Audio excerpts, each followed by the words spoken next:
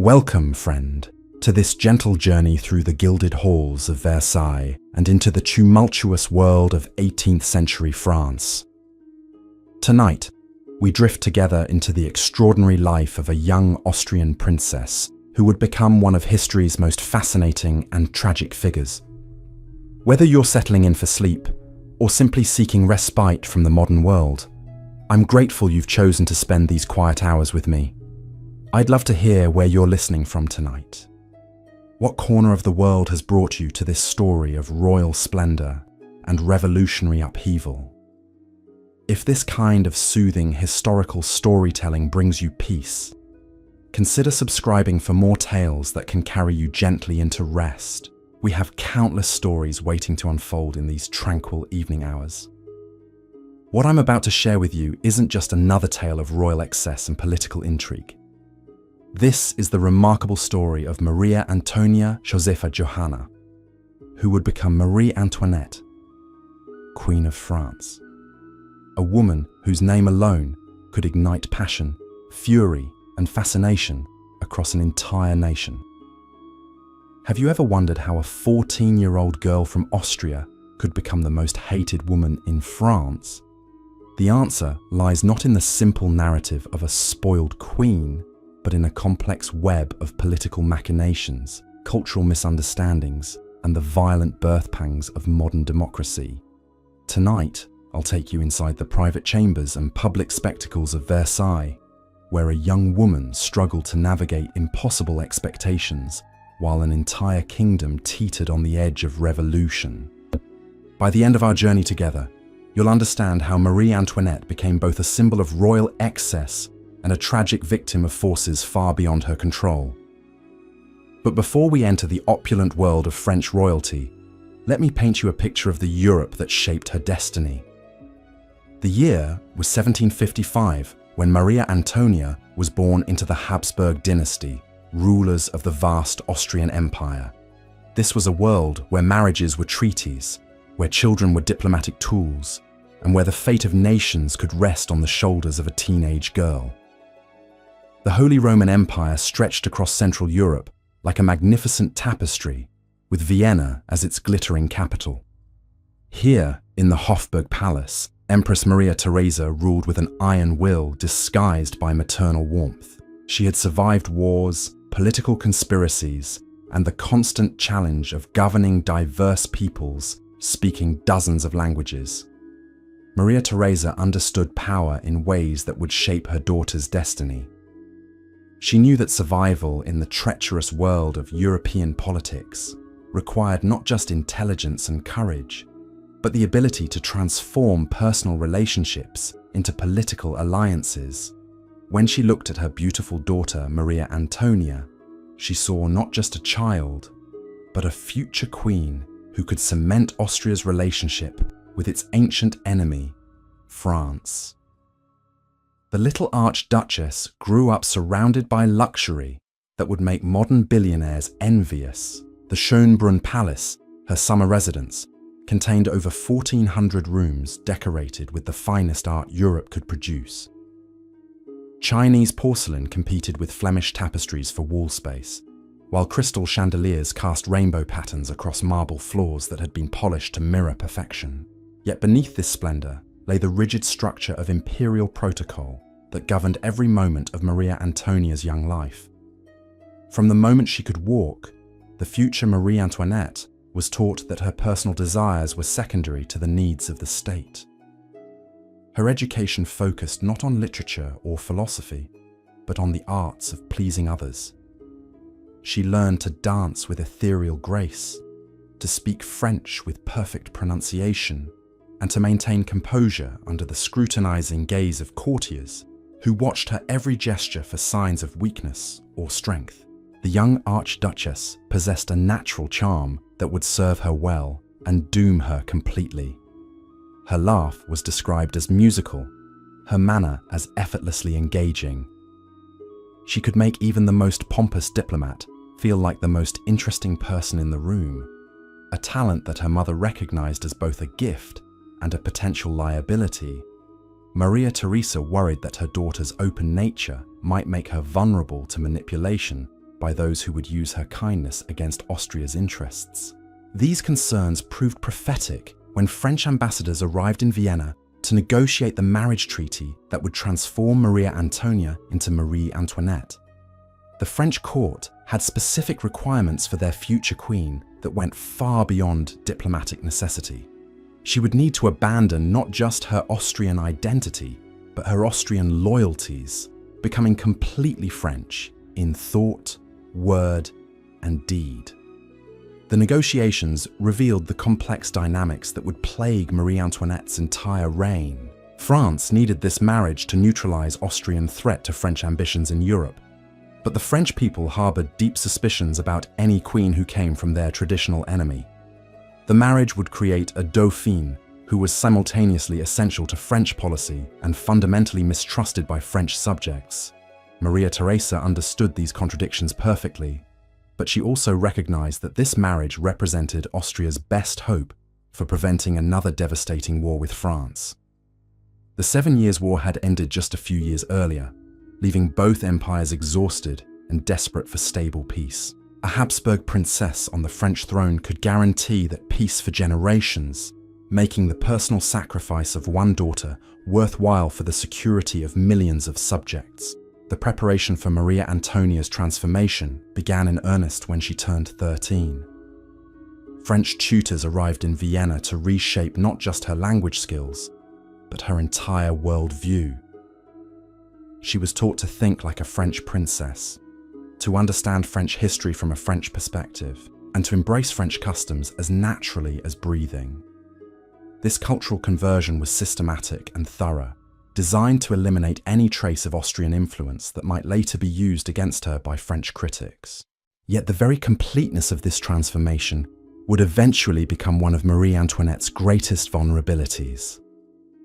By learning to be perfectly French, she would lose the Austrian identity that might have provided her with alternative sources of support during her later troubles. She was creating a self that existed only within the specific context of French royal approval, leaving her desperately dependent on maintaining the favor of people who were predisposed to distrust her foreign origins. The physical preparations for the marriage were equally elaborate and symbolically significant. Maria Antonia's trousseau required months to assemble, with seamstresses working around the clock to create wardrobes that would establish her status as the most magnificently dressed woman in Europe. Every gown, every piece of jewelry, every accessory was chosen to send specific messages about Austrian wealth, French taste, and imperial power. The wedding dress itself was a masterpiece of diplomatic messaging, incorporating Austrian symbols with French aesthetics in ways that honored both traditions, while clearly establishing the bride's new national loyalty. The silk came from French looms, the lace from French artisans, the pearls from French colonial territories. Even the threads used for embroidery were specifically chosen to demonstrate France's commercial and artistic superiority over its European rivals. But beneath these magnificent preparations lay a deeper transformation that would shape Marie Antoinette's entire approach to queenship. The Habsburg court that had raised her operated according to Spanish etiquette that emphasized dignity, formality, and careful distance between royalty and subjects. The French court she was entering celebrated a completely different style of royal behavior that prized charm, accessibility, and the ability to make courtiers feel personally connected to their sovereign. This difference in courtly expectations would create constant problems for Marie Antoinette throughout her reign. Behaviors that seem natural and appropriate to someone raised in Austrian traditions would be interpreted by French observers as evidence of frivolity, manipulation, or dangerous foreign influence. Her attempts to adapt to French expectations would be seen as proof that she was abandoning the dignity appropriate to her royal position. The farewell ceremonies in Vienna were designed to emphasize the finality of Maria Antonia's transformation into Marie Antoinette. She was required to leave behind not just her family and homeland, but every personal possession that might remind her of her Austrian origins. The clothes she had worn, the books she had read, Even the jewelry she had received as gifts from Austrian relatives were all abandoned at the border between the two empires. This symbolic death and rebirth was intended to demonstrate Marie Antoinette's complete commitment to her new French identity, but it also eliminated the personal anchors that might have helped her maintain psychological stability during the difficult years ahead. She was entering France as a woman without a past, expected to create an entirely new self that would satisfy impossible expectations while navigating treacherous political currents that she barely understood. The journey from Vienna to Versailles took several weeks, with elaborate ceremonies at every major stop designed to introduce the future queen to her new subjects. These events revealed both the promise and the problems that would define Marie Antoinette's relationship with the French people. Crowds gathered enthusiastically to see their future queen, charmed by her youth, beauty, and apparent accessibility. Yet even these early encounters contained warning signs of future troubles. Some observers noted that the young Dauphine seemed more Austrian than French in her mannerisms, while others criticized her apparent enjoyment of luxury and ceremony as evidence of inappropriate priorities. The very qualities that made her appealing as a person, her natural warmth and obvious pleasure in beautiful things, were being interpreted as potential character flaws that might make her unsuitable as a queen. As her carriage approached the gates of Versailles for the first time, 14-year-old Marie Antoinette could not have imagined that she was entering not just a palace, but a trap that would ultimately destroy her. The magnificent building that rose before her represented the pinnacle of royal power and artistic achievement, but it also embodied political and social contradictions that would soon tear France apart. The Palace of Versailles was more than just a residence for the royal family. It was a complete world unto itself, housing thousands of courtiers, servants, and hangers on whose entire existence revolved around proximity to royal power. This artificial society operated according to rules that had evolved over generations, creating a complex ecosystem of rivalry, alliance, and intrigue that newcomers navigated at their peril. Marie Antoinette's first glimpse of her new home revealed both its splendor and its fundamental problems. The Hall of Mirrors stretched before her like a golden tunnel, its 17 arched windows reflecting endless images of courtiers who bowed and curtsied in perfect synchronization. Yet beneath this choreographed perfection lay financial realities that would soon become impossible to ignore. The very magnificence that was supposed to demonstrate French power was actually evidence of French weakness. Every chandelier, every piece of furniture, every decorative detail represented money that the royal treasury could not afford to spend. The palace that symbolized absolute monarchy was slowly bankrupting the kingdom it was meant to glorify, creating economic pressures that would eventually explode into revolutionary violence. Marie Antoinette's introduction to this glittering world began with ceremonies that would have exhausted someone twice her age. The formal presentation to the court required her to stand for hours while hundreds of nobles filed past, each one scrutinizing her appearance, her manner, her French pronunciation for any sign of foreign inadequacy. These early encounters established patterns that would define her entire relationship with French aristocracy. The courtiers who surrounded her were not simply decorative figures enjoying royal hospitality. They were political actors whose fortunes depended entirely on their ability to influence royal decisions and gain access to the patronage that flowed from the throne. Every conversation was a negotiation. Every gesture carried multiple meanings, and every friendship concealed potential betrayal.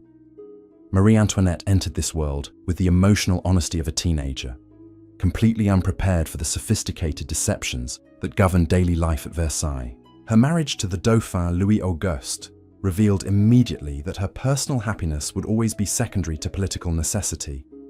The young man she wed was nothing like the romantic princes she had imagined during her sheltered childhood in Vienna. Louis Auguste was awkward, introverted, and far more interested in mechanical devices than in the social graces that made court life bearable.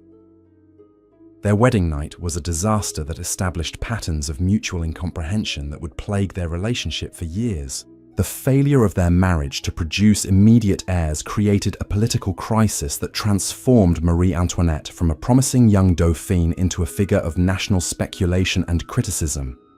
French succession law required legitimate male heirs to ensure dynastic stability, making the royal couple's private difficulties a matter of urgent public concern. Courtiers who had initially welcomed the charming Austrian princess began to whisper that perhaps she was barren, or worse, that she was deliberately avoiding pregnancy to serve Austrian rather than French interests. These rumors revealed the impossible position that Marie Antoinette occupied within French political culture. As a foreign princess, she was automatically suspected of divided loyalties, but as a potential queen mother, she was expected to produce French heirs who would strengthen the dynasty. Her failure to immediately fulfill this biological imperative was interpreted not as a private misfortune, but as evidence of potential treason against the French crown. The young Dauphine's response to these pressures demonstrated both her resilience and her fundamental misunderstanding of her political situation.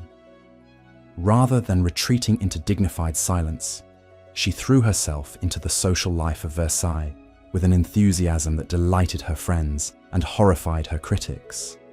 She danced until dawn, gambled with reckless abandon, and surrounded herself with a circle of companions who shared her love of pleasure and her apparent indifference to political consequences. This behavior was natural for someone of her age and temperament, but it was catastrophic for her public image.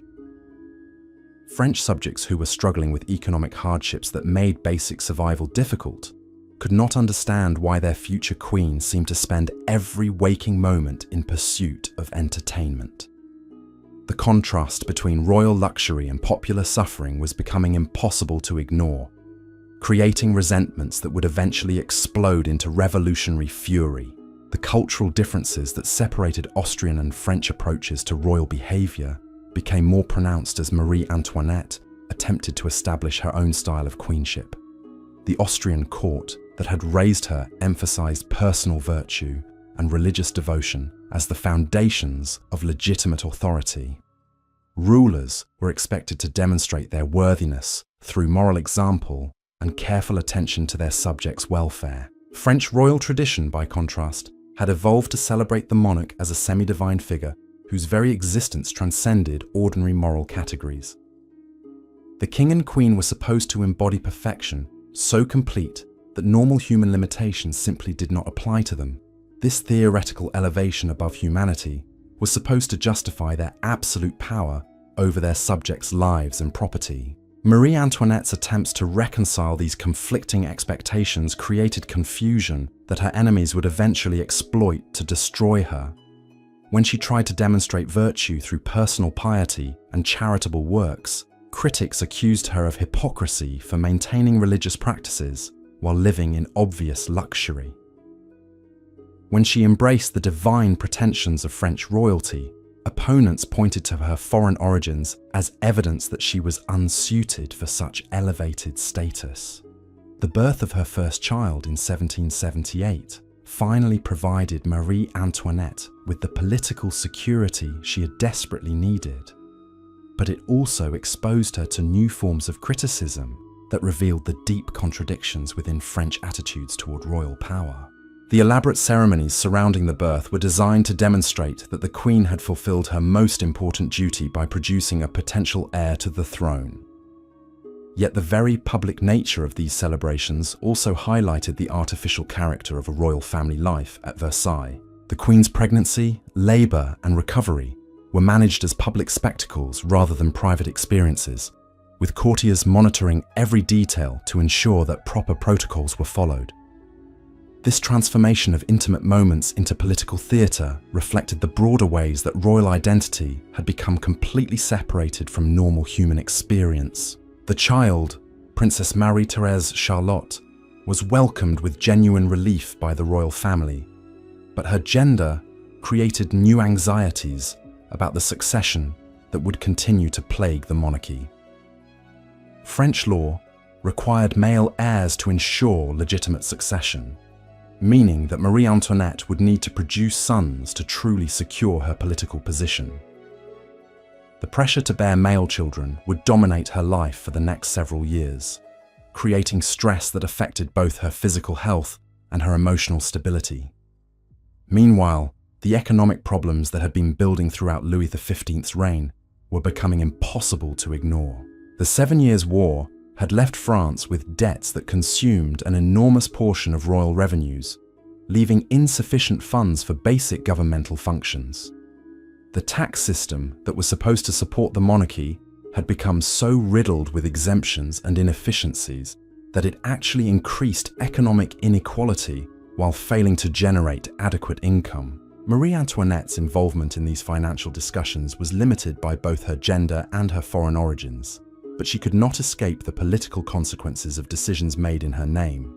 Every royal expenditure was scrutinized for evidence of wasteful spending, with particular attention paid to anything that could be attributed to the Queen's supposed extravagance. Her clothes, her jewellery, her entertainment expenses all became symbols of royal indifference to popular suffering. The Queen's patronage of arts and culture, which should have enhanced her reputation as a sophisticated ruler, instead became evidence of her inappropriate priorities. The magnificent performances she sponsored at the Royal Opera were criticised as wasteful diversions from urgent governmental business. The artists and writers she supported were dismissed as parasites whose creative work contributed nothing to France's economic recovery. These attacks on Marie Antoinette's cultural activities reflected broader changes in French intellectual life that were undermining traditional justifications for absolute monarchy. Enlightenment philosophers were developing new theories about political legitimacy that emphasized the consent of the governed rather than divine right as the foundation of governmental authority. These ideas were spreading through French society via books, pamphlets, and salon conversations that gradually convinced educated people that their rulers were not divinely appointed figures deserving automatic obedience. The Queen's Austrian origins made her particularly vulnerable to these new forms of political criticism because they provided her enemies with ready-made arguments about her illegitimacy as a French ruler. Enlightenment thinkers who opposed absolute monarchy could point to Marie Antoinette as evidence that the royal family served foreign rather than French interests, making revolution seem like patriotic duty rather than treasonous rebellion. The birth of the Dauphin. Louis Joseph in 1781 should have resolved the succession crisis that had plagued Marie Antoinette's early years as queen, but it actually intensified the political pressures she faced. The existence of a male heir meant that the monarchy's future was secure, but it also meant that the Queen's political value had been largely exhausted. She was no longer essential for dynastic continuity, making her expendable if political circumstances required a scapegoat for France's mounting problems. The elaborate celebrations surrounding the Dauphin's birth revealed how completely the royal family had become isolated from the economic realities facing their subjects.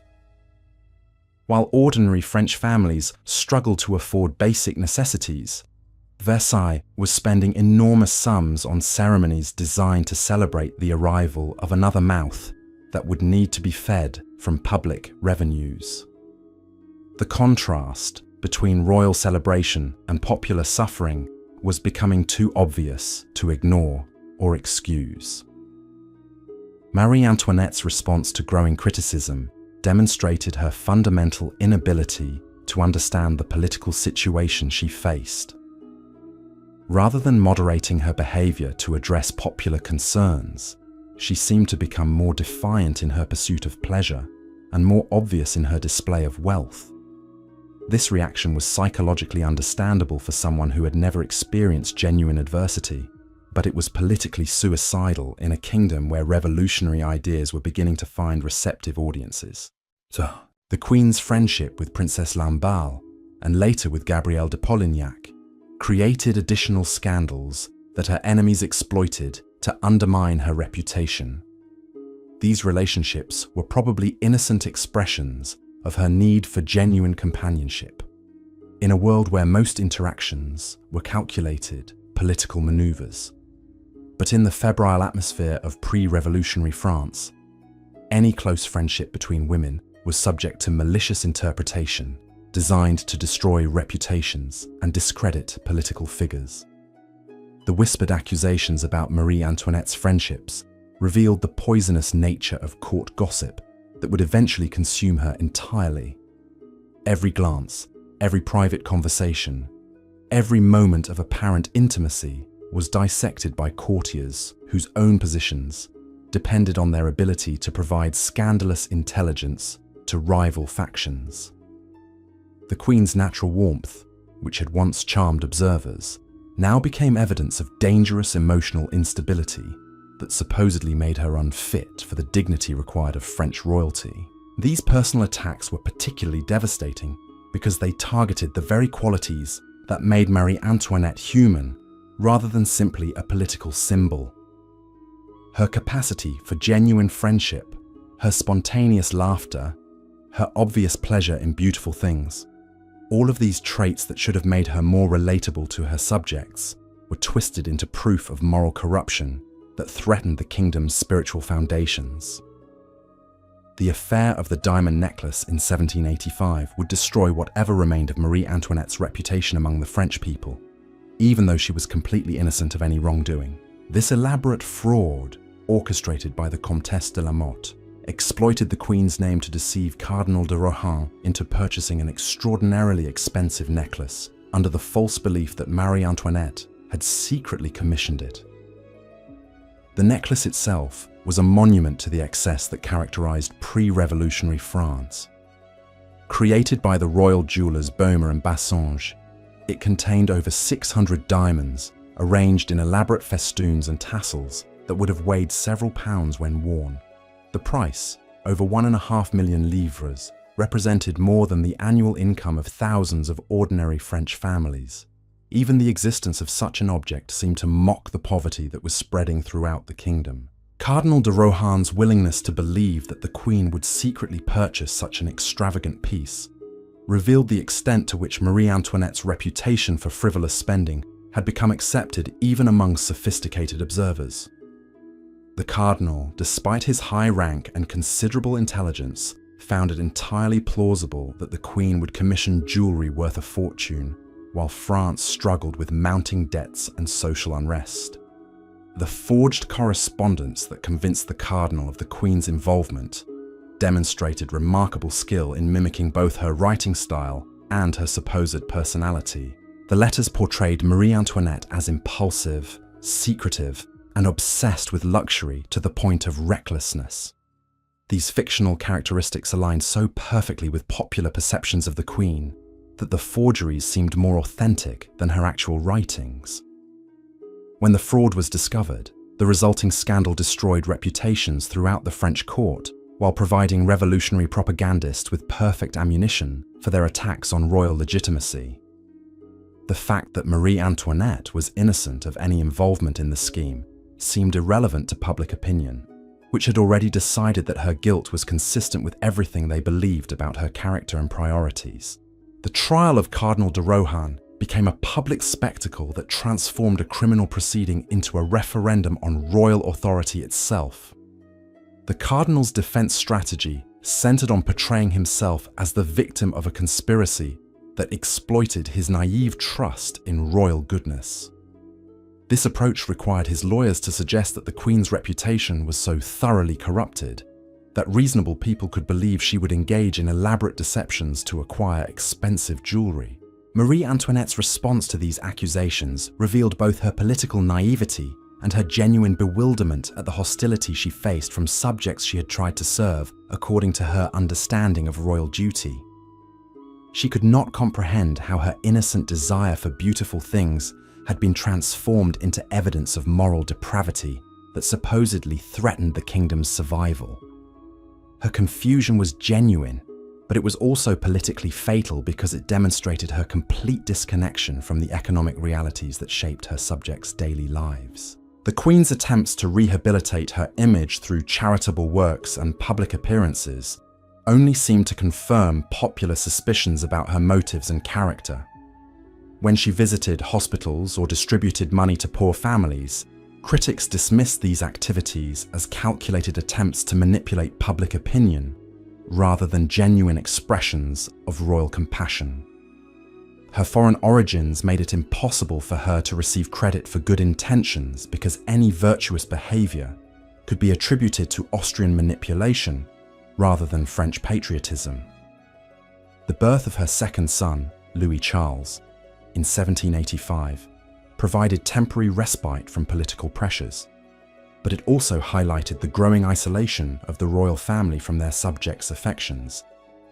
The celebrations surrounding the birth were more subdued than those that had welcomed previous royal children, reflecting popular awareness that France could no longer afford the magnificent ceremonies that had traditionally marked such occasions. The little prince's christening revealed the extent to which financial constraints were limiting even the most basic royal functions.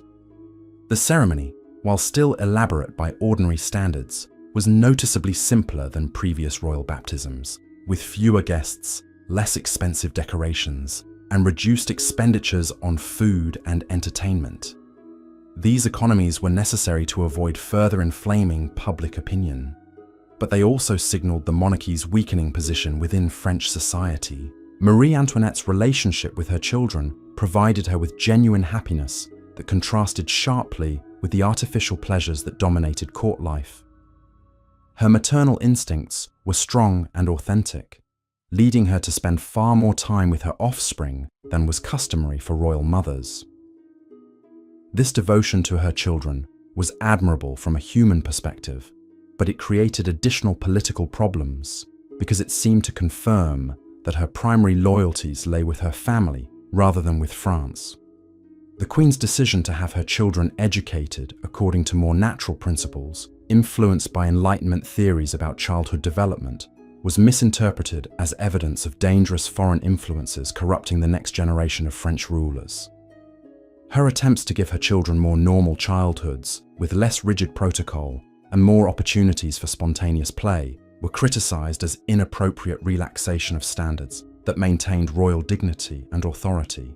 So, the construction of the Petit Trianon, Marie Antoinette's private retreat within the grounds of Versailles, became the ultimate symbol of her supposed extravagance and indifference to popular suffering.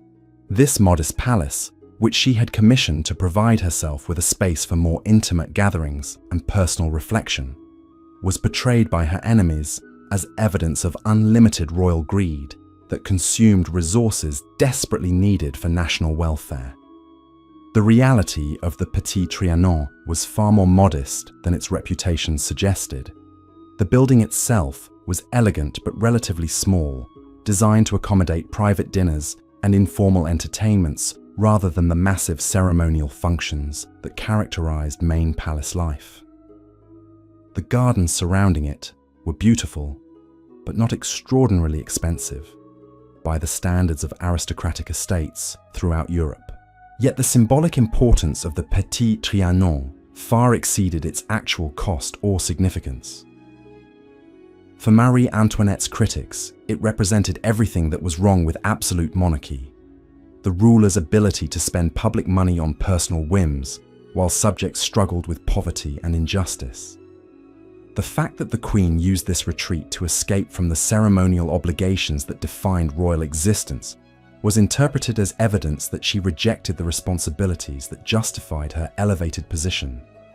The famous hameau, or mock village, that Marie Antoinette created near the Petit Trianon would become the most notorious symbol of royal disconnection from reality. This collection of rustic cottages, where the Queen and her friends could play at being shepherdesses and dairymaids, seemed to epitomize the artificial nature of aristocratic existence that revolutionary theorists condemned as fundamentally corrupt and parasitic. The irony was that Marie Antoinette's pastoral fantasies reflected genuine longing for the simple natural life that Enlightenment philosophers celebrated as morally superior to artificial court existence. Her desire to milk cows and gather eggs represented sincere attraction to rural virtues that were becoming increasingly popular among educated Europeans, who felt alienated from urban sophistication and social pretension. But the Queen's ability to indulge these fantasies while real farmers struggled to feed their families made her pastoral games seem like cruel mockery of genuine rural poverty. The perfectly maintained cottages, the carefully bred livestock, the servants dressed as peasants who performed actual labour while she played at rustic simplicity. All of this created an image of royal frivolity that her enemies would exploit mercilessly in their propaganda campaigns.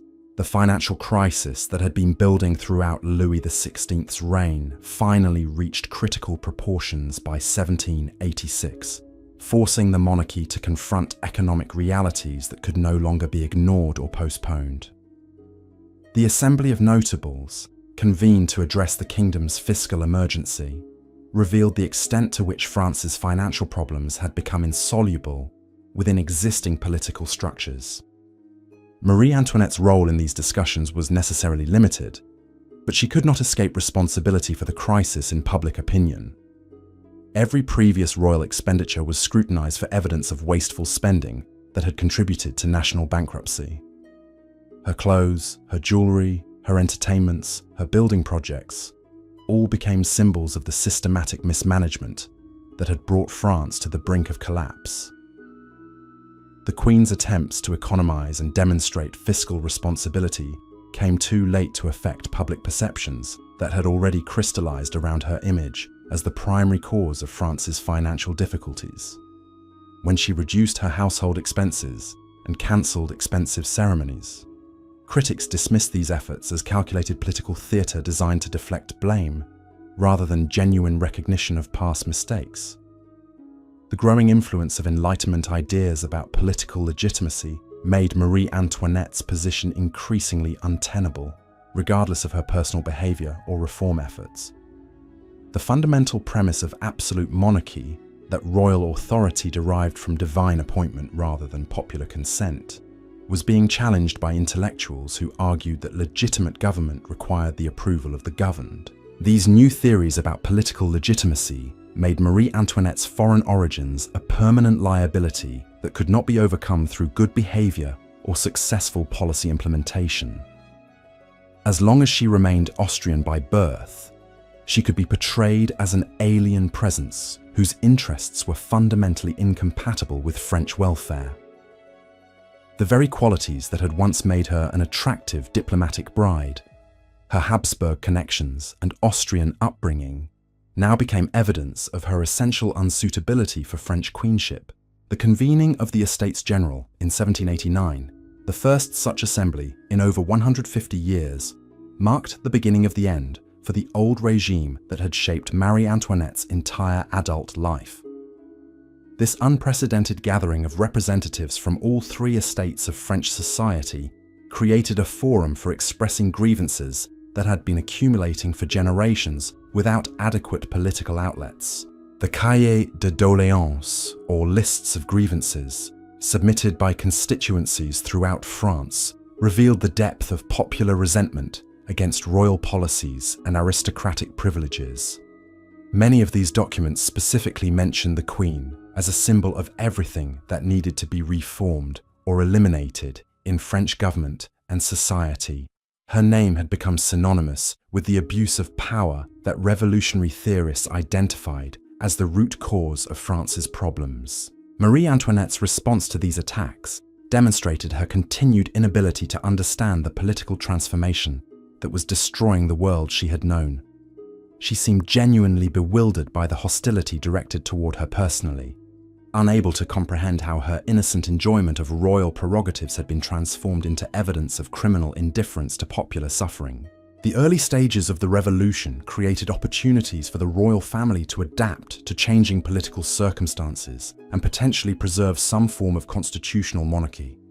Marie Antoinette's influence during this crucial period would prove decisive in determining whether such compromises were possible, or whether the logic of revolutionary change would ultimately demand the complete destruction of royal authority. Her private correspondence during these months revealed the psychological pressure she faced as the familiar world of absolute monarchy crumbled around her. The ceremonies, protocols, and social relationships that had defined her existence for nearly 20 years were dissolving, leaving her without reliable guides for navigating the new political landscape that was emerging from revolutionary upheaval. The October days of 1789, when Parisian women marched to Versailles demanding bread and forcing the royal family to return to Paris, marked the end of Marie Antoinette's life as she had known it. The magnificent palace that had been her home became a museum of royal excess, while she found herself a virtual prisoner in the Tuileries Palace under the watchful eyes of revolutionary guards who viewed her as a potential enemy of the people. The transition from Versailles to the Tuileries Palace represented far more than a simple change of residence. For Marie Antoinette, it symbolized the complete collapse of everything she had understood about royal authority and her place in French society. The palace that had once showcased absolute monarchy's magnificent power now stood empty, its halls echoing with memories of ceremonies that would never again take place. In the Tuileries, surrounded by revolutionary guards who watched her every movement, the Queen found herself living under conditions that would have been unimaginable just months earlier. The elaborate etiquette that had governed every moment at Versailles was replaced by the suspicious scrutiny of men who viewed royal protocol as evidence of aristocratic conspiracy against popular liberty. Every private conversation was potentially treasonous, every gesture subject to revolutionary interpretation. The psychological impact of this transformation cannot be overstated. Marie Antoinette had spent her entire adult life within systems designed to reinforce her elevated status and shield her from direct contact with subjects who might challenge royal authority. Now she faced daily reminders that this authority had evaporated, leaving her vulnerable to forces she barely comprehended and certainly could not control. Her correspondence during this period reveals a woman struggling to maintain dignity while confronting the reality that her previous understanding of queenship had become not just irrelevant, but actively dangerous. The very qualities that had once defined successful royal behavior, the display of magnificence and the maintenance of ceremonial distance from ordinary subjects, were now interpreted as proof of anti-revolutionary sentiment that threatened the new political order. The children's education became a particular source of anxiety, as Marie Antoinette recognized that her traditional approaches to royal upbringing were incompatible with revolutionary ideologies about equality and citizenship. The Dauphin, who should have been preparing for eventual succession to the throne, instead found himself learning lessons about popular sovereignty that contradicted everything his parents had taught him about divine right and hereditary authority. Marie Antoinette's attempts to shield her children from the harsh realities of their situation reflected both maternal instinct and political calculation. She understood that the survival of the monarchy might depend on the next generation's ability to adapt to changing circumstances. But she also recognized that too much adaptation might eliminate the very qualities that distinguished royal authority from ordinary political leadership. The Queen's relationship with her husband during this crucial period was complicated by their different approaches to revolutionary pressure. Louis XVI, temperamentally inclined toward compromise and negotiation, seemed willing to accept constitutional limitations on royal power if they allowed the monarchy to survive in some form. Marie Antoinette, by contrast, viewed such concessions as betrayals of fundamental principles that would ultimately destroy royal authority entirely. This disagreement between the king and queen about appropriate responses to revolutionary demands created additional stress within the royal family, while providing their enemies with evidence of internal discord that could be exploited for political advantage. Every private argument between the royal couple was potentially public knowledge, thanks to the network of spies and informers who monitored their daily activities. The flight to Varennes in June 1791 represented Marie Antoinette's most desperate attempt to escape the revolutionary trap that was closing around her family. This carefully planned journey toward the Austrian border was designed to place the royal family beyond the reach of revolutionary authorities, while enabling them to organize counter-revolutionary resistance with foreign support. The decision to attempt this escape reflected Marie Antoinette's growing conviction that compromise with revolutionary forces was impossible, and that survival required complete rejection of the new political order. Her Austrian origins, which had always been a political liability, now seemed like potential salvation if they could provide access to military assistance from her brother, Emperor Leopold II. The planning for the flight revealed both the Queen's determination and her continued disconnection from practical realities. The elaborate preparations, including specially constructed carriages and carefully coordinated timing, demonstrated sophisticated organizational capabilities. Yet the entire scheme was based on assumptions about popular loyalty and foreign intervention that proved catastrophically incorrect.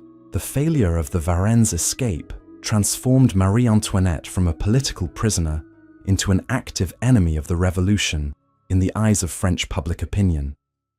The evidence of her attempted flight seemed to confirm every accusation that had been made about her foreign loyalties and anti-revolutionary conspiracies.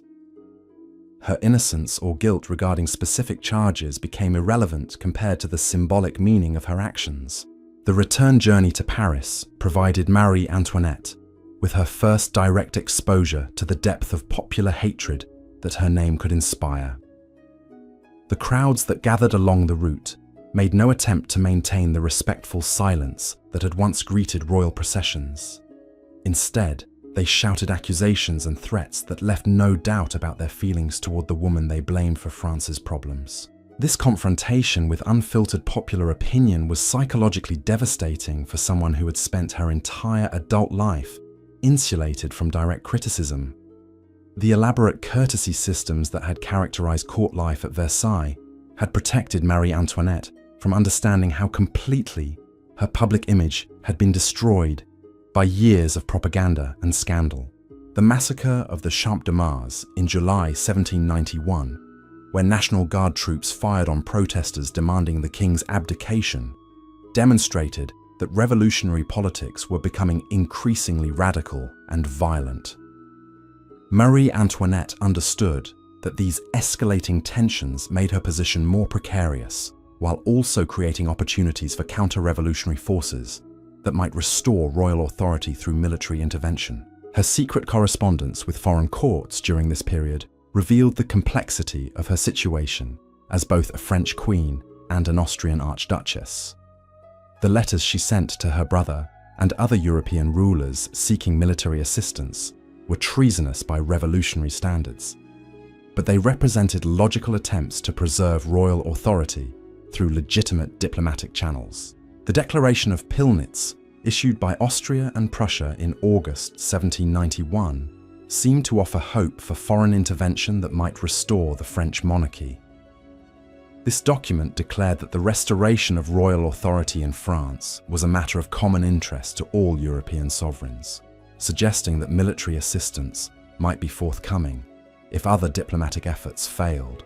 Marie Antoinette's reaction to the Declaration of Pillnitz revealed both her political desperation and her continued misunderstanding of revolutionary dynamics. She interpreted this diplomatic statement as evidence of imminent military support that would soon liberate her family from revolutionary captivity. In reality, the declaration was primarily designed to satisfy aristocratic émigrés without committing the signatory powers to expensive military intervention. The war that began in April 1792 between France and Austria placed Marie Antoinette in an impossible position that made her destruction almost inevitable. As French queen, she was expected to support her adopted country's military efforts against foreign enemies. As Austrian Archduchess, she naturally hoped for Austrian victory that might restore her family's authority and security.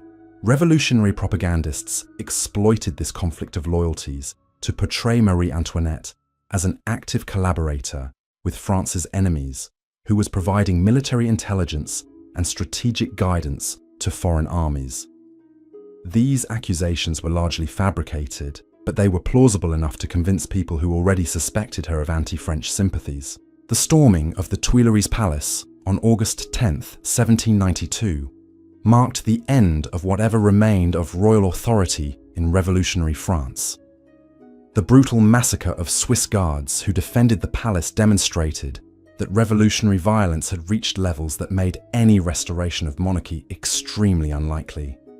Marie Antoinette's survival of this attack was almost miraculous, but it also ensured that she would face even more serious charges in whatever legal proceedings might follow. The imprisonment of the royal family in the Temple Tower created conditions that were deliberately designed to break their spirits and demonstrate the complete reversal of traditional power relationships. The medieval fortress that became their prison was chosen specifically for its associations with royal captivity during previous periods of political upheaval.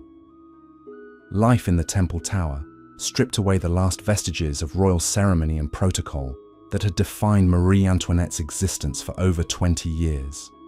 The simple rooms, plain furniture, and basic meals represented deliberate rejection of the luxury that revolutionaries associated with aristocratic oppression of the common people.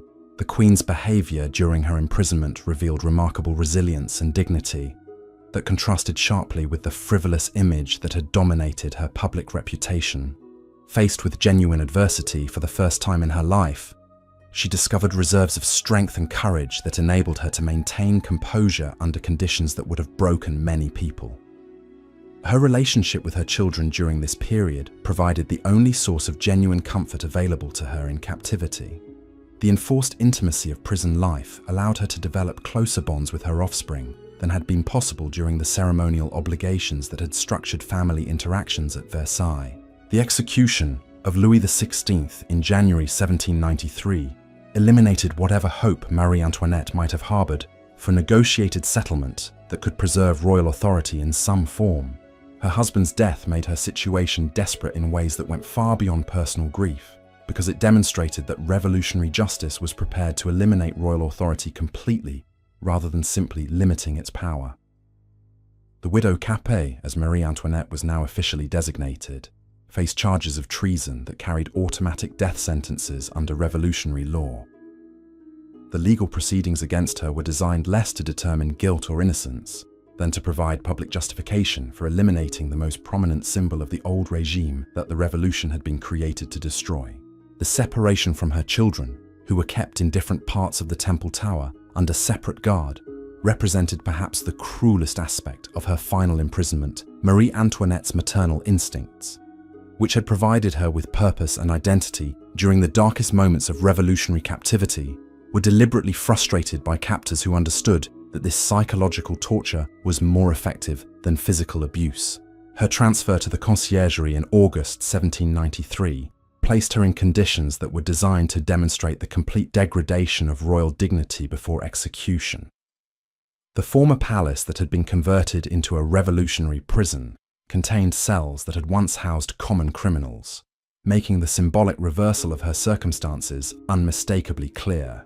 The trial of Marie Antoinette before the Revolutionary Tribunal was a carefully orchestrated political spectacle rather than a genuine legal proceeding. The charges against her, ranging from correspondence with foreign enemies to corruption of her children with counter-revolutionary ideas, were designed to justify a predetermined verdict, rather than to establish facts through evidence and testimony. Her defense attorney, Claude Chauveau-Lagarde, faced an impossible task in representing someone whose symbolic significance far exceeded any specific crimes she might have committed. The Queen's guilt or innocence regarding particular accusations was irrelevant to a tribunal that had been created to eliminate enemies of the revolution, rather than to administer impartial justice. Marie Antoinette's behavior during her trial revealed the personal transformation that had occurred during her years of revolutionary captivity.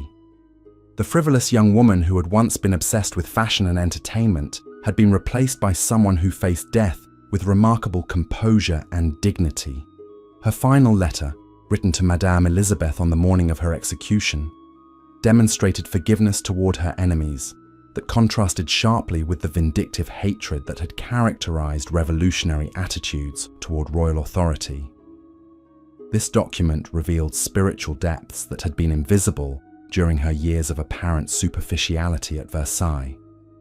The journey to the scaffold through the streets of Paris provided Marie Antoinette with her final confrontation with the popular hatred that had been building against her for over 2 decades. The crowds that gathered to witness her execution represented the triumph of revolutionary justice over aristocratic privilege, but they also demonstrated the violent extremism that would ultimately consume the revolution itself. Her execution on October 16, 1793, eliminated not just an individual woman, but a symbol of royal authority that had shaped European political culture for centuries. The death of Marie Antoinette represented the complete victory of revolutionary ideologies over traditional monarchical principles, establishing precedents that would influence political development throughout the modern world. The immediate aftermath of her execution revealed the complex legacy that Marie Antoinette would leave for future generations. Revolutionary propagandists celebrated her death as the elimination of France's greatest enemy, while counter-revolutionary forces transformed her into a martyr, whose suffering symbolized the injustices committed in the name of popular liberation. The historical reputation of Marie Antoinette has continued to evolve over the centuries since her death, with each generation discovering new aspects of her story that reflect their own concerns about power, gender, and political legitimacy. The teenage Austrian princess who became Queen of France continues to fascinate people who struggle to understand how individual choices and historical forces combine to create one of history's most dramatic tragedies. Her story remains relevant not simply because of its dramatic elements, but because it illuminates enduring questions about the relationship between personal character and political responsibility. The woman who was condemned for her supposed frivolity and extravagance was ultimately destroyed by forces far larger than any individual personality flaws or moral failings. The French Revolution that consumed Marie Antoinette also transformed European political culture in ways that continue to influence contemporary debates about democracy, equality, and legitimate authority.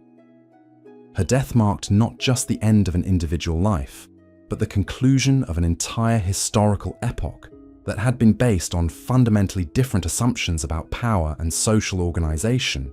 The Palace of Versailles, which had been the center of Marie Antoinette's world for nearly 2 decades, became a museum dedicated to preserving the memory of royal magnificence that revolutionary violence had swept away. The empty rooms and silent gardens serve as monuments to a way of life that was destroyed so completely that it can only be understood through historical imagination rather than lived experience. Yet the fascination with Marie Antoinette's story suggests that something essential about human nature transcends the particular political and social circumstances that shaped her tragic fate. Her journey from privileged youth to revolutionary victim continues to resonate with people who recognize universal themes of love, loss, and the struggle to maintain dignity under impossible circumstances. The legacy of Marie Antoinette extends far beyond the specific events of her life and death to encompass broader questions about how societies create scapegoats for systemic problems that cannot be solved through individual punishment. Her transformation from Austrian princess to French queen to revolutionary enemy illustrates how personal identity can be shaped and distorted by political forces that individuals cannot control or fully comprehend. The destruction of Marie Antoinette created ripples that extended far beyond the borders of revolutionary France, transforming her from a historical figure into a powerful symbol whose meaning would be contested and reinterpreted by successive generations. The woman who had once embodied the pinnacle of royal privilege became, in death, a complex icon representing everything from feminine vulnerability to aristocratic excess, from foreign interference to martyred innocence. In the immediate aftermath of her execution, the various factions that had emerged from revolutionary upheaval began constructing competing narratives about her life and significance. The Jacobins, who had orchestrated her destruction, portrayed her death as the necessary elimination of counter-revolutionary poison that had threatened to corrupt the pure ideals of Republican government. Their propaganda emphasized her foreign origins and alleged treasonous correspondence as evidence that her execution had saved France from Austrian domination disguised as royal authority. The Girondins, who had been purged from revolutionary leadership before her trial, developed more nuanced interpretations that acknowledged her personal tragedy while maintaining that her death had been politically necessary. These moderate revolutionaries understood that Marie Antoinette's destruction reflected the dangerous extremism that was consuming the revolution itself, but they could not publicly defend someone who had become such a powerful symbol of everything the new republic opposed: counter-revolutionary forces, both within France and in the emigrant communities scattered across Europe, immediately began transforming Marie Antoinette into a martyr whose suffering symbolized the injustices committed in the name of popular liberation. These royalist interpretations emphasized her maternal virtues, her religious devotion, and her dignified acceptance of persecution as evidence that revolutionary violence had destroyed innocence rather than eliminating genuine threats to public welfare. The Catholic Church, which had been brutally suppressed during the radical phase of the revolution, found in Marie Antoinette's story powerful ammunition for its campaign against revolutionary atheism and materialism. Her final letter, with its expressions of forgiveness for her enemies and submission to divine will, became a sacred text that demonstrated the spiritual superiority of Christian resignation over revolutionary vengeance. European monarchs, who had initially been cautious about intervening in French affairs, used Marie Antoinette's execution as justification for more aggressive military campaigns against revolutionary France. Her death provided them with a compelling moral argument that transcended the dynastic interests that had previously motivated their opposition to revolutionary government. The Austrian Empress, Marie Antoinette's niece, declared that her aunt's martyrdom had created sacred obligations that could only be fulfilled through the complete restoration of legitimate monarchy in France. The artistic and literary responses to Marie Antoinette's death revealed the profound cultural impact of her destruction on European consciousness. Painters created dramatic canvases depicting her final moments with religious imagery that emphasized her transformation from worldly queen to spiritual martyr. These works often portrayed her as a figure of almost supernatural serenity, surrounded by symbols of divine approval that contrasted sharply with the revolutionary chaos that had consumed her earthly existence. Writers throughout Europe composed poems, plays, and novels that explored the moral and political implications of her fate. These literary works often used her story as a vehicle for examining broader questions about justice, mercy, and the relationship between individual suffering and historical necessity. The most sophisticated of these artistic responses recognized that her tragedy reflected not just personal misfortune, but the collision between traditional social structures and revolutionary ideologies that neither side fully understood or controlled. The emergence of Napoleon Bonaparte and his eventual establishment of the French Empire created new opportunities for reassessing Marie Antoinette's legacy within the context of France's political evolution. Napoleon's restoration of many aristocratic forms and ceremonies seemed to vindicate those who had argued that revolutionary extremism had destroyed valuable traditions along with harmful abuses. The emperor's own marriage to Marie-Louise of Austria created symbolic parallels with Marie Antoinette's earlier union that suggested the possibility of reconciling revolutionary achievements with monarchical stability. The Bourbon Restoration that followed Napoleon's defeat provided official opportunities for rehabilitating Marie Antoinette's reputation and honoring her memory as a victim of revolutionary excess. The new government commissioned memorials and ceremonies designed to demonstrate that France had learned to distinguish between legitimate criticism of royal policies and the destructive extremism that had led to regicide and terror. These official commemorations were carefully crafted to promote national reconciliation rather than counter-revolutionary vengeance. However, the process of historical rehabilitation revealed deep divisions within French society about the meaning and legacy of the revolutionary period. Liberal intellectuals who supported constitutional monarchy and gradual reform argued that Marie Antoinette's personal tragedy should not obscure the genuine abuses that had made revolutionary change necessary. They maintained that her death, while regrettable, had been the inevitable consequence of a political system that had become incompatible with modern ideas about government and citizenship. Conservative thinkers, by contrast, used her story to demonstrate the inherent dangers of democratic politics and popular sovereignty.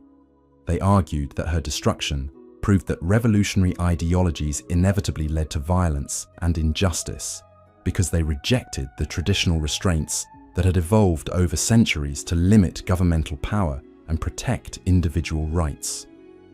For these intellectuals, Marie Antoinette's fate served as a permanent warning about the consequences of abandoning established institutions in favor of abstract theories about political organization. The Romantic movement that dominated European culture during the early 19th century found in Marie Antoinette's story themes that perfectly embodied their aesthetic and philosophical concerns. Romantic artists and writers were fascinated by the contrast between her youthful beauty and her tragic fate, seeing in her destruction evidence of the sublime forces that shaped human destiny beyond individual control or comprehension. Her transformation from carefree princess to suffering queen to martyred victim provided Romantic creators with a narrative arc that demonstrated their favorite themes about the relationship between innocence and experience, beauty and mortality, love and loss. The development of modern historical scholarship during the 19th century created new opportunities for examining Marie Antoinette's life and death through systematic analysis of documentary evidence rather than political propaganda or artistic imagination. Professional historians began investigating the actual circumstances of her reign, her personal relationships, and her political activities with methods designed to distinguish between verifiable facts and legendary accretions that had accumulated around her memory. These scholarly investigations revealed that much of the popular mythology surrounding Marie Antoinette had been based on deliberate fabrications created by her political enemies or romantic exaggerations developed by her defenders. The real woman, who emerged from careful historical research, was more complex and more human than either the demonic figure portrayed by revolutionary propaganda or the saintly martyr celebrated by counter-revolutionary hagiography. The famous phrase, "let them eat cake," which had been attributed to Marie Antoinette as evidence of her callous indifference to popular suffering, was demonstrated to be a complete fabrication that had been circulating in European literature long before she was born. Similar investigation revealed that many other accusations against her had been based on court gossip, political speculation, or deliberate misinformation, rather than documented evidence of actual misconduct. Yet these scholarly corrections had limited impact on popular understanding of Marie Antoinette's historical significance, because her symbolic meaning had become more important than factual accuracy about her personal behavior. The woman who had been destroyed by revolutionary justice continued to serve as a powerful representation of broader conflicts between tradition and innovation, privilege and equality, foreign influence and national sovereignty that transcended the specific circumstances of 18th century France. The emergence of feminist intellectual movements during the 19th and 20th centuries created new frameworks for interpreting Marie Antoinette's story that emphasized gender dynamics rather than purely political or religious themes. Feminist scholars argued that her destruction reflected not just revolutionary hostility toward royal authority, but deeper cultural anxieties about female power and sexuality that had made her particularly vulnerable to the kinds of personal attacks that had undermined her political position. These feminist interpretations highlighted the ways that criticism of Marie Antoinette had focused obsessively on her appearance, her friendships, her spending habits, and other aspects of her behavior that were typically used to police women's conduct rather than to evaluate political performance. The systematic destruction of her reputation through gendered insults and sexual innuendo revealed patterns of misogyny that had shaped not just her personal fate, but the broader development of European political culture. The 20th century's experience with totalitarian regimes and ideological violence created new contexts for understanding the revolutionary justice that had consumed Marie Antoinette, along with thousands of other victims during the Terror Scholars, who had witnessed the systematic persecution of entire social classes by Nazi and communist governments, recognized disturbing parallels between 18th century revolutionary extremism and modern totalitarian practices. These comparative analyses suggested that Marie Antoinette's destruction had been part of a broader pattern of ideological violence that targeted individuals not for specific crimes, but for their symbolic representation of social groups or cultural values. That revolutionary movements sought to eliminate her execution had established precedents for the kind of systematic persecution that would characterize the most destructive political movements of the modern era. The development of popular culture industries during the 20th century created new opportunities for reimagining Marie Antoinette's story through films, novels, and other media that reached mass audiences rather than educated elites. These popular representations often emphasized romantic and dramatic elements of her biography, while downplaying the complex political and social factors that had shaped her historical significance. Hollywood productions, in particular, tended to portray her as a tragic romantic heroine whose personal relationships and emotional experiences were more important than the broader historical forces that had determined her fate. These cinematic interpretations often reflected contemporary American values about individualism, consumer culture, and gender relations, rather than serious engagement with 18th century European political history.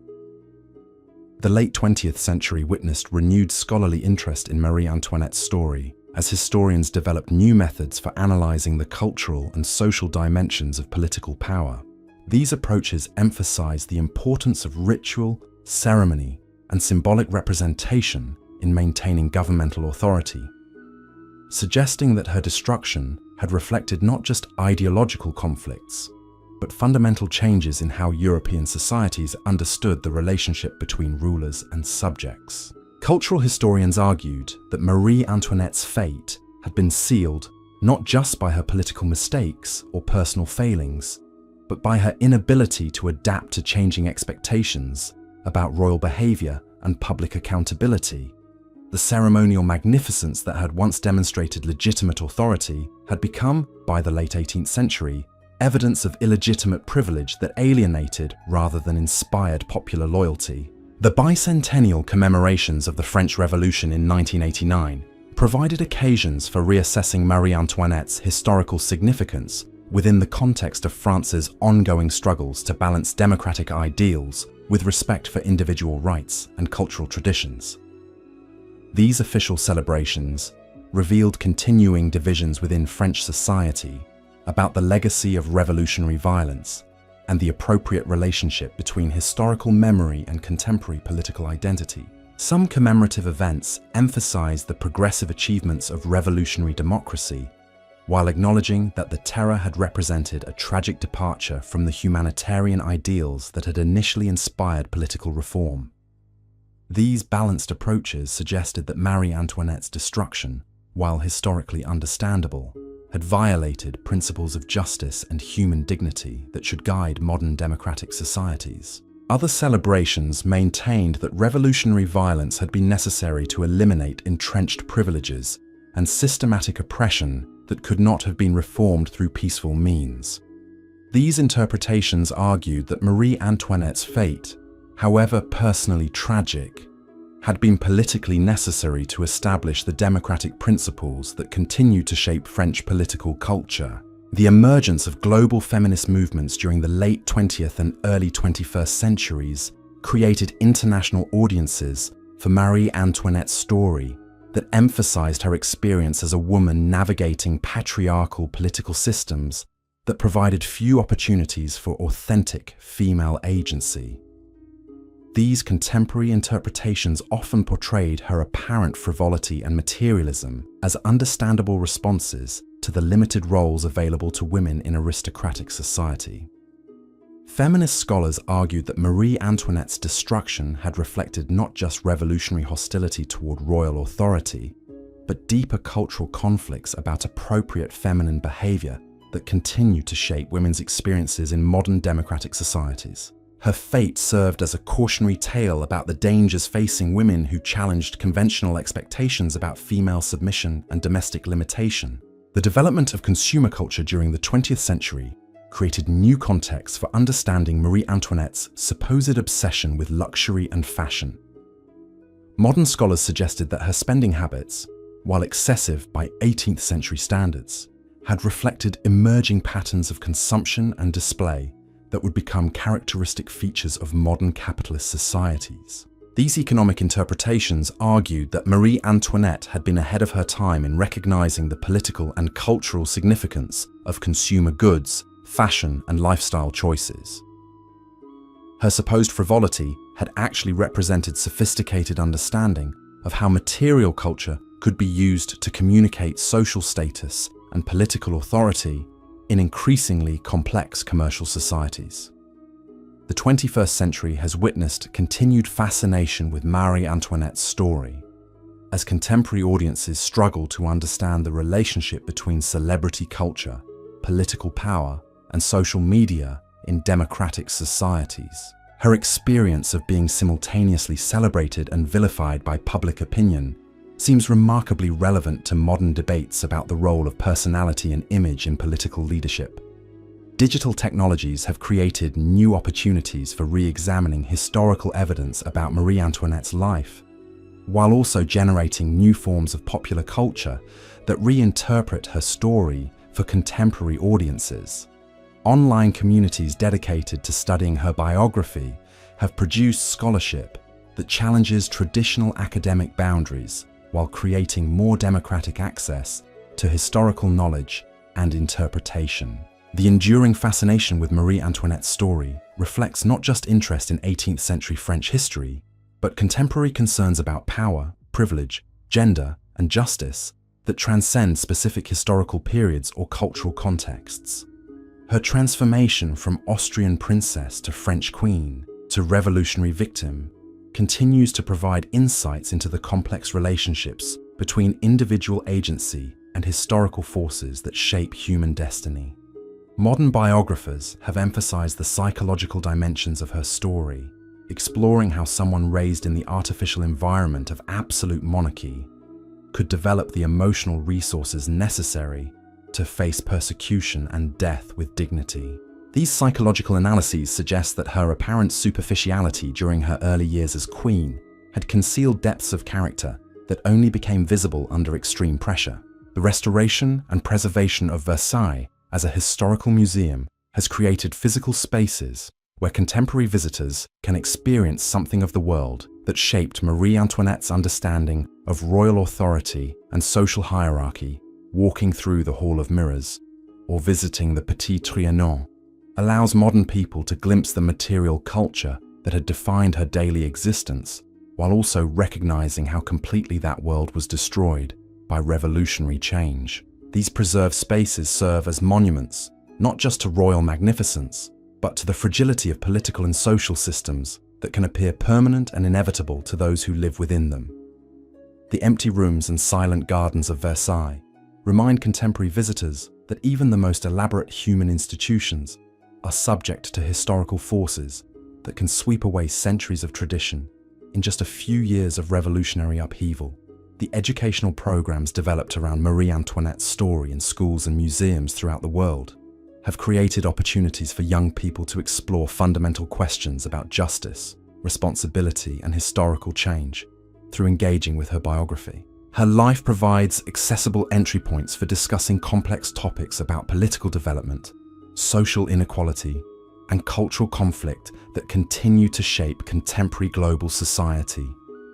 Teachers have found that students respond powerfully to the human dimensions of her story, while also learning important lessons about the dangers of political extremism, the importance of understanding different historical perspectives, and the complex relationships between individual choices and social circumstances. Her transformation from privileged youth to tragic victim resonates with young people who are developing their own understanding of fairness, responsibility, and moral complexity.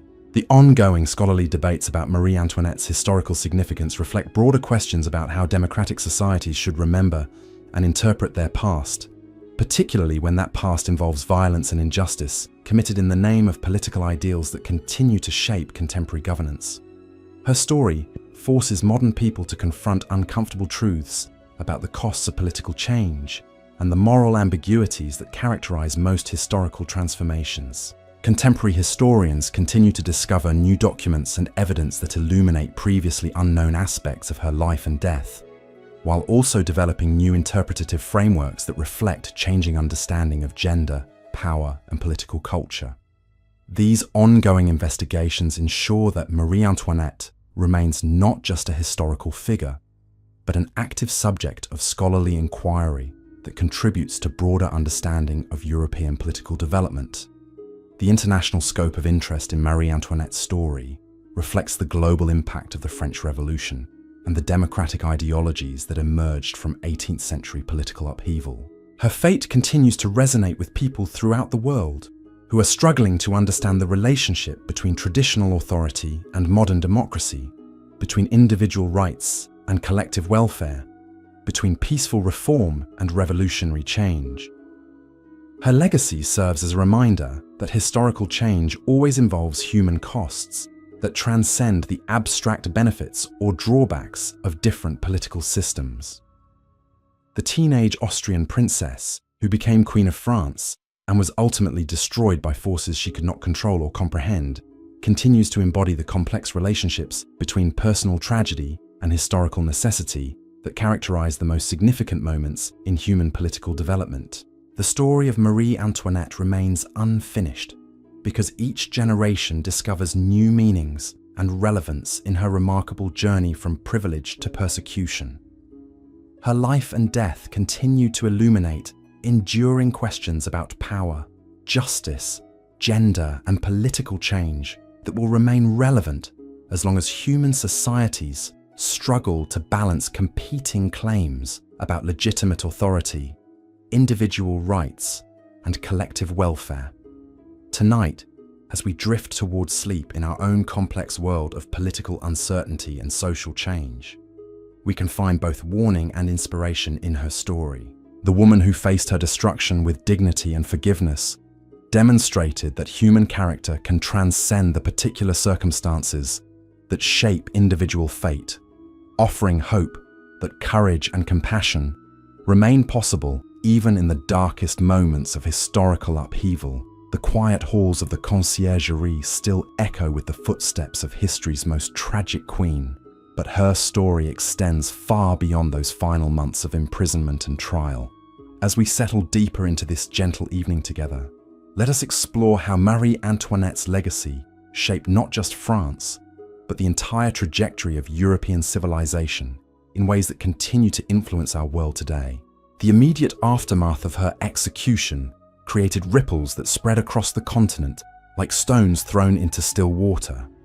In the salons of Vienna, her childhood home, courtiers who had once danced with the young Archduchess found themselves grappling with a new reality where royal blood offered no protection from popular fury. The Empress. Maria Theresa's carefully constructed diplomatic marriages, designed to create lasting peace between ancient enemies, had instead produced a martyrdom that would inspire counter-revolutionary movements for generations to come. The Austrian court's response to Marie Antoinette's death revealed the profound psychological impact her destruction had on traditional European monarchy. Emperor Francis II, her nephew, commissioned elaborate memorial services that transformed her from a political liability into a sacred symbol of royal suffering. These ceremonies were more than mere family grief. They represented a fundamental shift in how European rulers understood their relationship with their subjects and their vulnerability to popular uprising. The private letters exchanged between European courts during this period reveal a level of fear and uncertainty that had been unimaginable just a few years earlier. Kings and queens who had once viewed their authority as divinely ordained and permanently secure now found themselves questioning whether their own subjects harbored similar revolutionary sentiments. The comfortable assumptions that had governed aristocratic life for centuries were crumbling, leaving even the most powerful rulers feeling exposed and vulnerable. In Prussia, Frederick William II ordered his diplomats to study every detail of the French revolutionary process, seeking to understand how such apparently stable institutions could collapse so completely and so rapidly. These analyses focused particularly on Marie Antoinette's role in the monarchy's destruction, attempting to identify the specific mistakes that had made royal authority so vulnerable to popular attack. The Prussian court concluded that her foreign origins had been exploited by revolutionary propagandists, leading to new policies requiring future royal marriages to emphasize national rather than international political considerations. The British response to Marie Antoinette's execution demonstrated the complex relationship between democratic ideals and monarchical institutions that would characterize political development throughout the 19th century. Edmund Burke, the great conservative philosopher, used her fate as the centerpiece of his critique of revolutionary extremism, arguing that her destruction represented the triumph of abstract theory over human compassion and practical wisdom. His emotional description of seeing her at Versailles in her youth, before revolutionary hatred had transformed her into a symbol of everything the new order sought to destroy, became one of the most influential pieces of counter-revolutionary literature ever written. Yet even Burke's passionate defense of Marie Antoinette revealed the ways that her story had become more important as symbol than as historical reality. His famous description of her as a glittering vision of royal grace was based on a brief encounter that had occurred decades earlier, suggesting that his grief was for an idealized representation of monarchical legitimacy rather than for the complex human being who had actually faced revolutionary justice. This transformation of Marie Antoinette from person into symbol would characterize responses to her legacy for centuries to come. The impact of her death on European literature and arts created new genres of expression that explored themes of innocence destroyed by political fanaticism. The Romantic movement that emerged during the early 19th century found in her story perfect embodiment of their fascination with beauty, suffering, and the sublime forces that shaped human destiny. Poets throughout Europe composed elaborate verses that portrayed her as a figure of almost supernatural purity, whose destruction had revealed the essential barbarity underlying revolutionary claims about human progress and enlightenment. These artistic responses often emphasize the maternal dimensions of her tragedy, focusing on her separation from her children and her fears for their welfare as evidence of her fundamental humanity beneath the artificial conventions of royal protocol. The image of the grieving mother, torn from her offspring by political necessity, resonated powerfully with audiences who could identify with parental love, even if they could not understand the complexities of 18th century court politics. This emphasis on her maternal suffering helped transform public perception of Marie Antoinette from frivolous queen to tragic woman, making her story accessible to people who had little interest in aristocratic privilege or political theory. The religious dimensions of responses to her execution revealed the complex relationship between Christianity and revolutionary ideology that would influence European political culture throughout the modern period. Catholic theologians argued that her dignified acceptance of persecution demonstrated the spiritual superiority of Christian resignation over revolutionary vengeance, while Protestant thinkers emphasized her final letters' expressions of forgiveness as evidence that true faith could transcend political hatred and personal resentment. These religious interpretations of her death created new forms of popular devotion that treated her as an unofficial martyr whose intercession might provide protection for other victims of political persecution. Prayers composed in her memory circulated throughout Catholic Europe, while Protestant communities developed their own forms of commemoration that emphasized her moral example rather than her potential sainthood. The fact that these religious responses crossed denominational boundaries demonstrated the universal appeal of her story as an example of faith triumphant over worldly suffering. The emergence of Napoleon Bonaparte and his transformation of revolutionary France into an empire created new opportunities for reassessing Marie Antoinette's legacy within the context of French political evolution. Napoleon's restoration of court ceremony and aristocratic titles seemed to vindicate those who had argued that revolutionary extremism had destroyed valuable traditions along with harmful abuses. The emperor's marriage to Marie Louise of Austria created symbolic parallels with Marie Antoinette's earlier union that suggested the possibility of reconciling revolutionary achievements with monarchical stability. Yet Napoleon's own complex relationship with Marie Antoinette's memory revealed the continuing political sensitivity of her legacy even decades after her death. While he restored many aristocratic forms and ceremonies, he was careful to avoid direct rehabilitation of her reputation, understanding that any appearance of counter-revolutionary sympathy might undermine his authority with the former revolutionaries who formed crucial components of his political coalition. His silence about her fate spoke volumes about the continuing power of revolutionary mythology to shape French political discourse. The Bourbon Restoration that followed Napoleon's defeat provided the first official opportunities for publicly honoring Marie Antoinette's memory and acknowledging the injustices she had suffered at revolutionary hands. Louis XVIII, brother of the executed king, commissioned elaborate memorial ceremonies designed to demonstrate that France had learned to distinguish between legitimate criticism of royal policies and the destructive extremism that had led to regicide and terror. These commemorations were carefully crafted to promote national reconciliation rather than counter-revolutionary vengeance. The chapel built at the site of her grave became a pilgrimage destination that attracted visitors from throughout Europe who sought to pay respects to someone they viewed as a victim of political fanaticism. The simple monument erected in her honor deliberately contrasted with the elaborate tombs that characterized traditional royal burials, emphasizing her transformation from worldly queen to spiritual martyr. The flowers and prayers left by anonymous visitors demonstrated that her story continued to resonate with ordinary people who found in her fate reflection of their own struggles with forces beyond their control. The development of modern historical scholarship during the 19th century created new opportunities for examining Marie Antoinette's life and death through systematic analysis of documentary evidence rather than political propaganda or romantic imagination. Professional historians began investigating the actual circumstances of her reign, her personal relationships, and her political activities with methods designed to distinguish between verifiable facts and legendary accretions that had accumulated around her memory.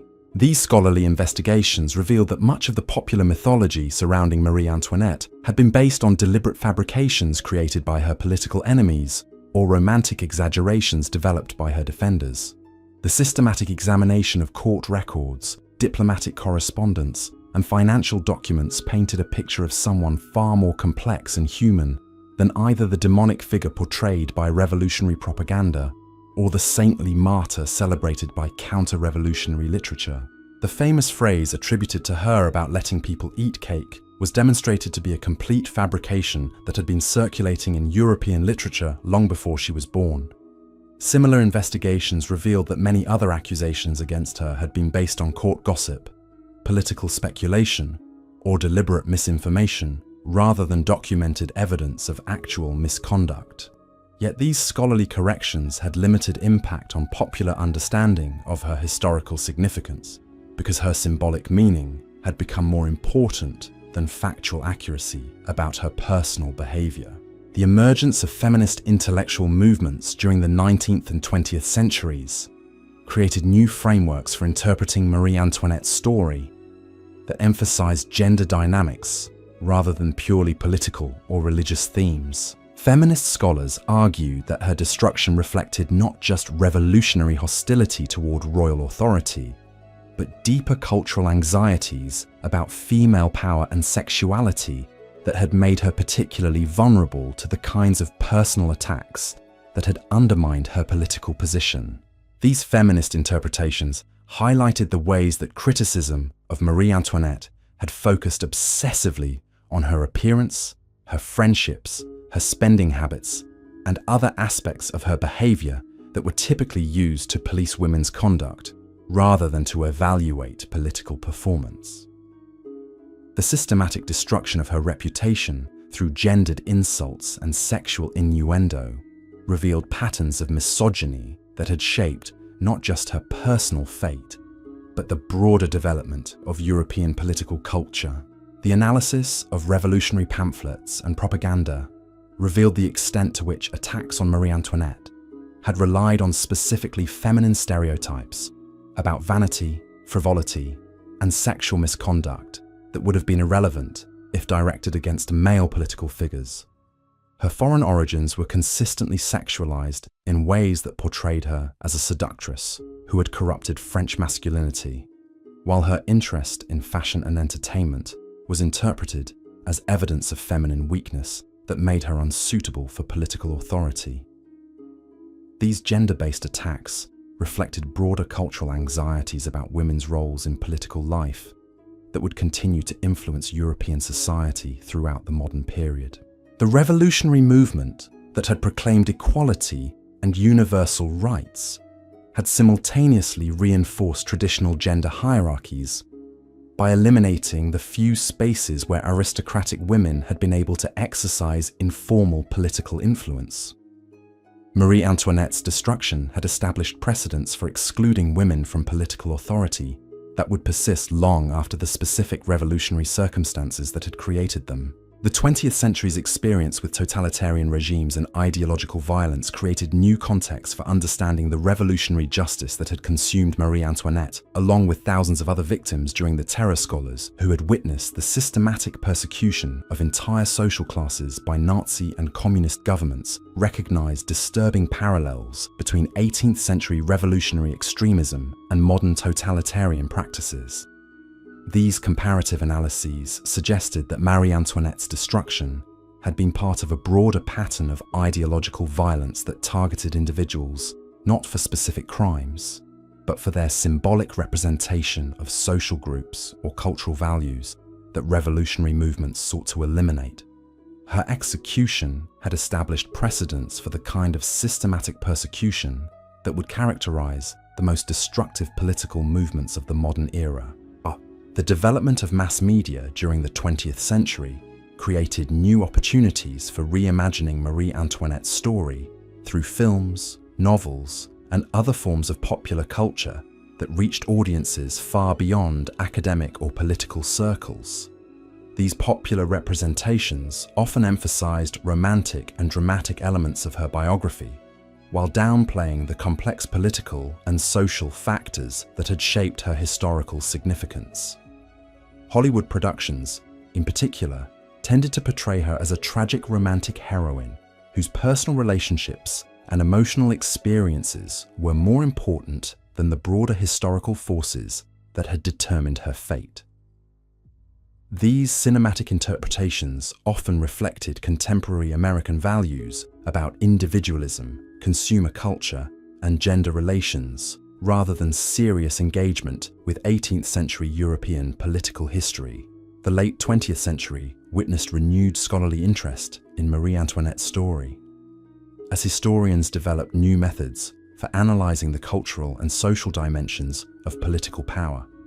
These approaches emphasized the importance of ritual, ceremony, and symbolic representation in maintaining governmental authority, suggesting that her destruction had reflected not just ideological conflicts, but fundamental changes in how European societies understood the relationship between rulers and subjects.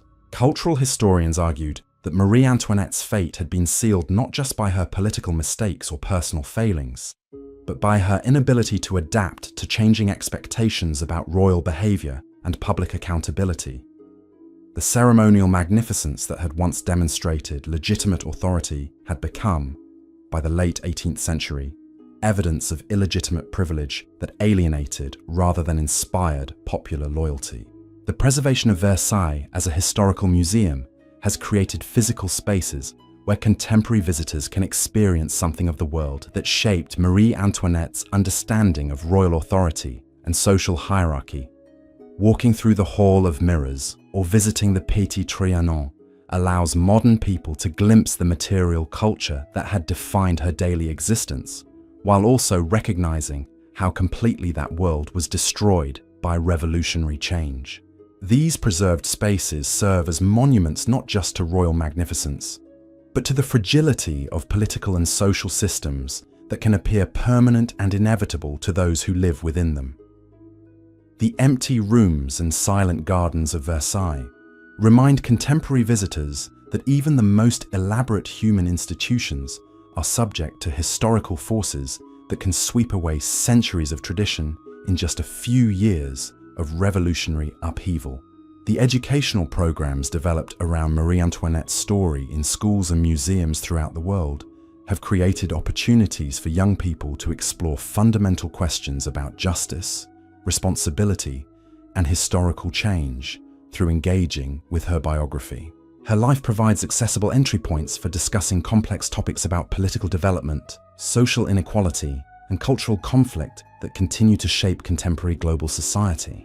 The digital age has brought new dimensions to Marie Antoinette's legacy, with online communities dedicated to studying her life and historical impact. Social media platforms have created spaces where people from around the world can share their fascination with her story, debate historical interpretations, and explore connections between her experiences and contemporary issues about celebrity, politics, and public scrutiny. These digital conversations often reveal how her story continues to resonate with modern audiences who struggle to understand the relationship between individual agency and social forces in their own lives. Her transformation from privileged youth to tragic victim provides a framework for exploring questions about responsibility, justice, and the limits of personal control that remain relevant across historical periods and cultural contexts. The ongoing scholarly debates about Marie Antoinette's historical significance reflect broader questions about how democratic societies should remember and interpret their past, particularly when that past involves violence and injustice committed in the name of political ideals that continue to shape contemporary governance. Her story forces modern people to confront uncomfortable truths about the costs of political change and the moral ambiguities that characterize most historical transformations. As we near the end of our gentle journey through her remarkable life and enduring legacy, we can see how Marie Antoinette's story transcends the specific circumstances of 18th century France to illuminate universal themes about power, privilege, gender, and justice. Her transformation from Austrian princess to French queen to revolutionary victim continues to provide insights into the complex relationships between individual choices and historical forces that shape human destiny. The teenage girl who left Vienna to become Queen of France could never have imagined that her name would continue to inspire fascination, debate, and reflection more than 2 centuries after her death. Her legacy reminds us that history is not just about grand political movements and abstract ideas, but about real people whose lives and deaths continue to shape our understanding of what it means to be human in the face of forces larger than ourselves. Tonight, as we prepare for peaceful rest, we can carry with us the image of Marie Antoinette facing her final dawn with dignity and forgiveness, demonstrating that the human spirit can transcend even the most tragic circumstances. Her story offers both warning and hope, reminding us that while we cannot always control the forces that shape our lives, we can choose how we respond to them with courage, compassion, and grace.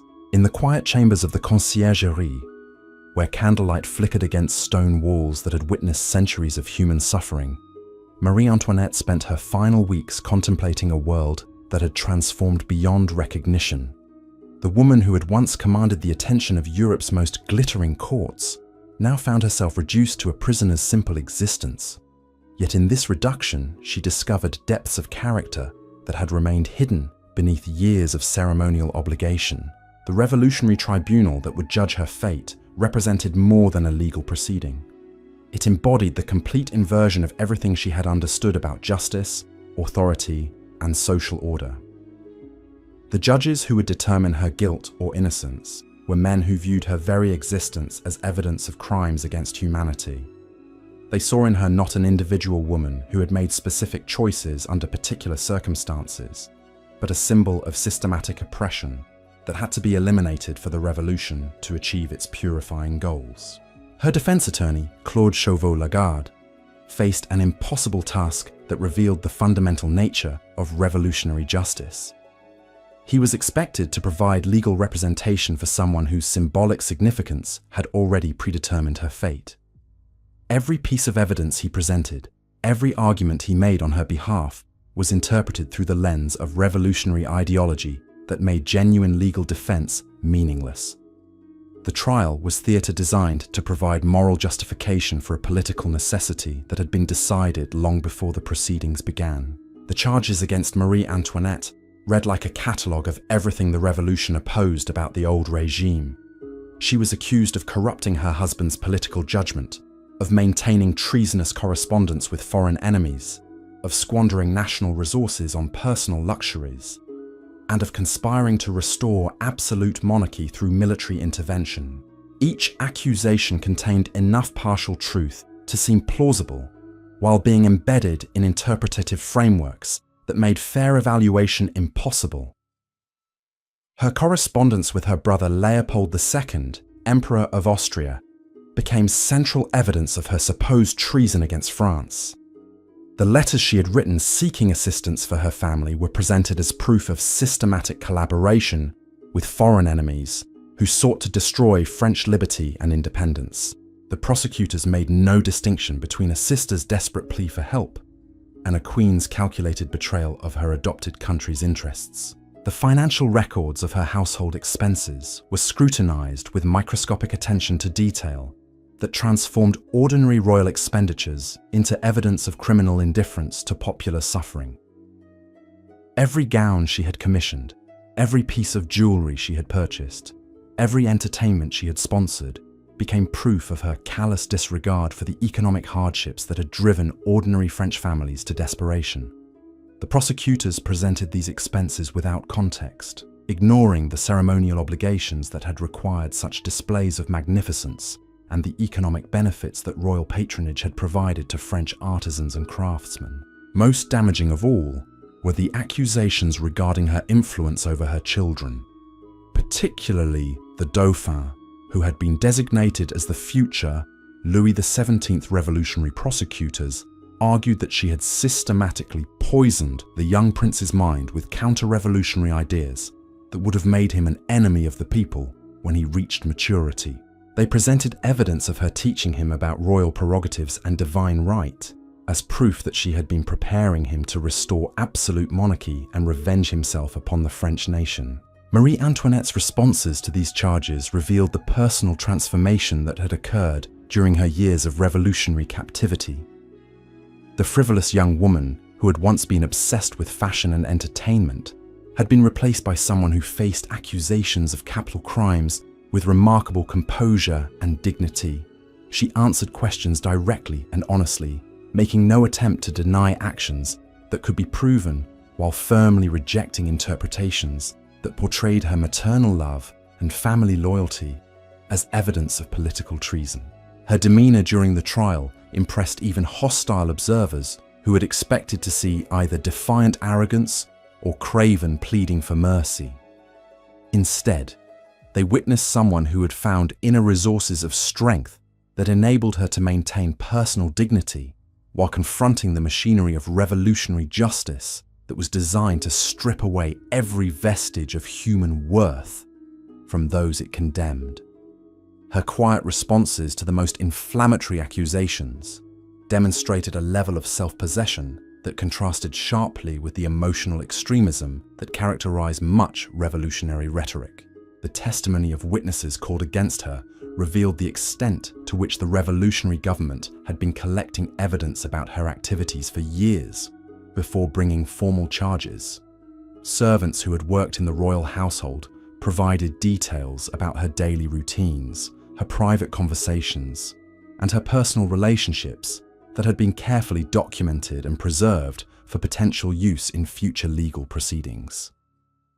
This systematic surveillance demonstrated that her destruction had been planned long before the specific circumstances that led to her trial.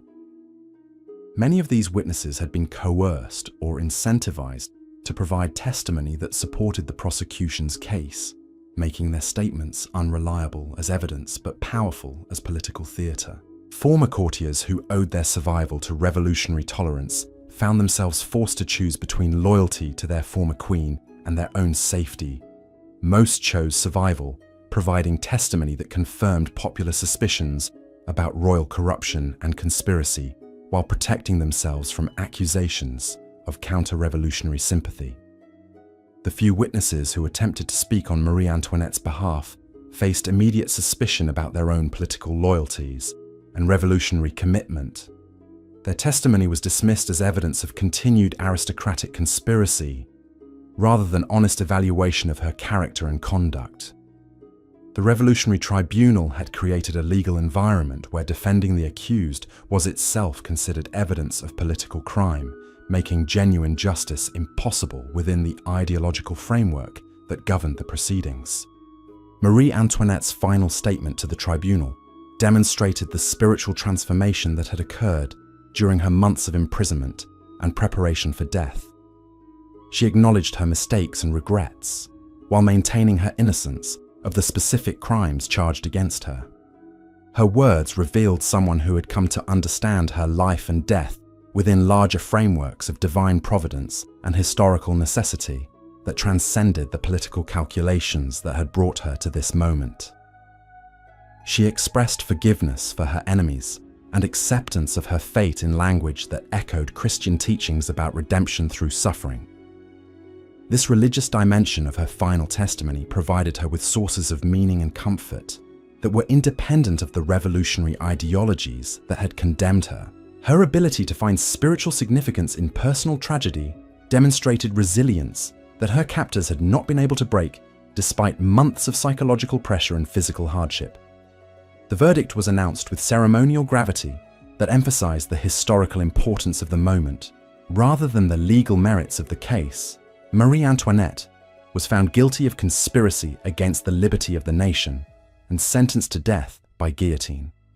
The judges who pronounced this sentence understood that they were participating in a ritual that would transform French political culture by demonstrating that no individual, regardless of birth or status, was above the justice of the people.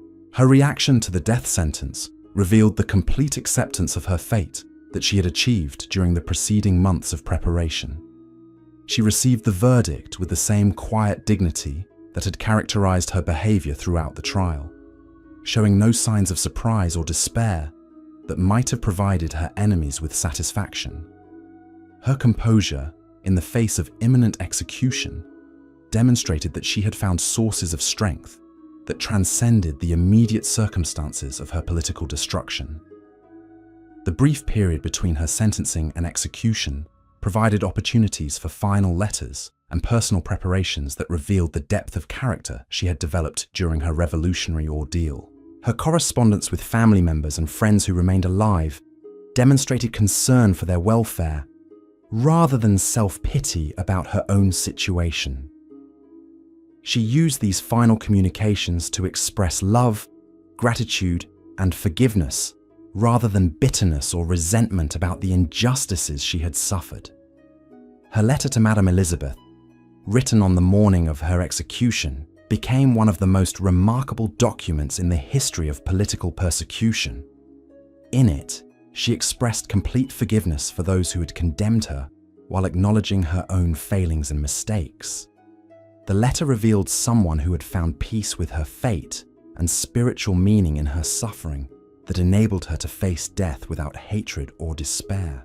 The preparations for her execution were designed to demonstrate the complete equality that revolutionary justice imposed on all citizens, regardless of their previous status or privileges. She was transported to the scaffold in the same kind of cart used for common criminals, wearing simple clothes that contrasted sharply with the magnificent costumes that had once defined her public image.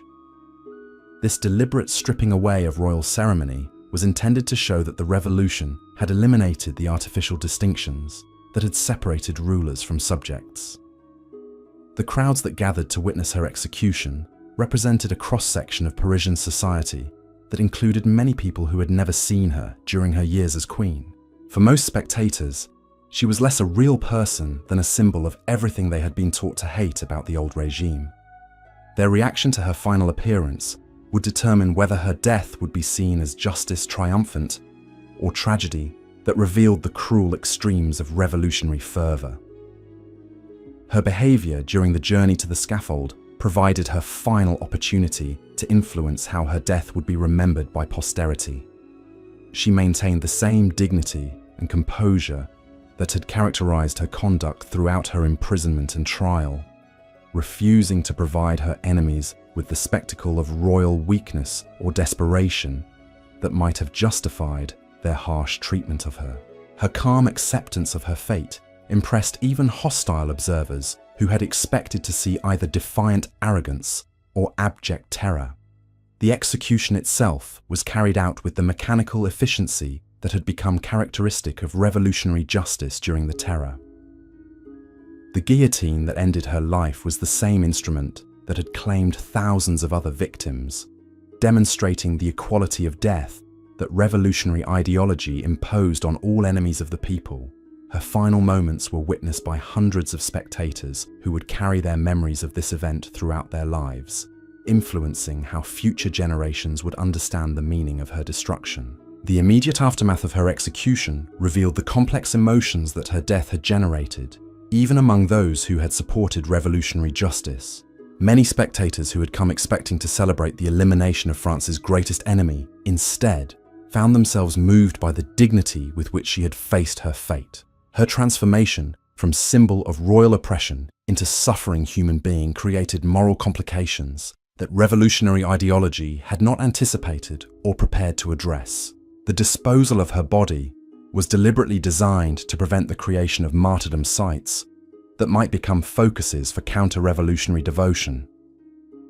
She was buried in an unmarked grave along with other victims of the Terror, with no ceremony or memorial that might preserve her memory for future generations.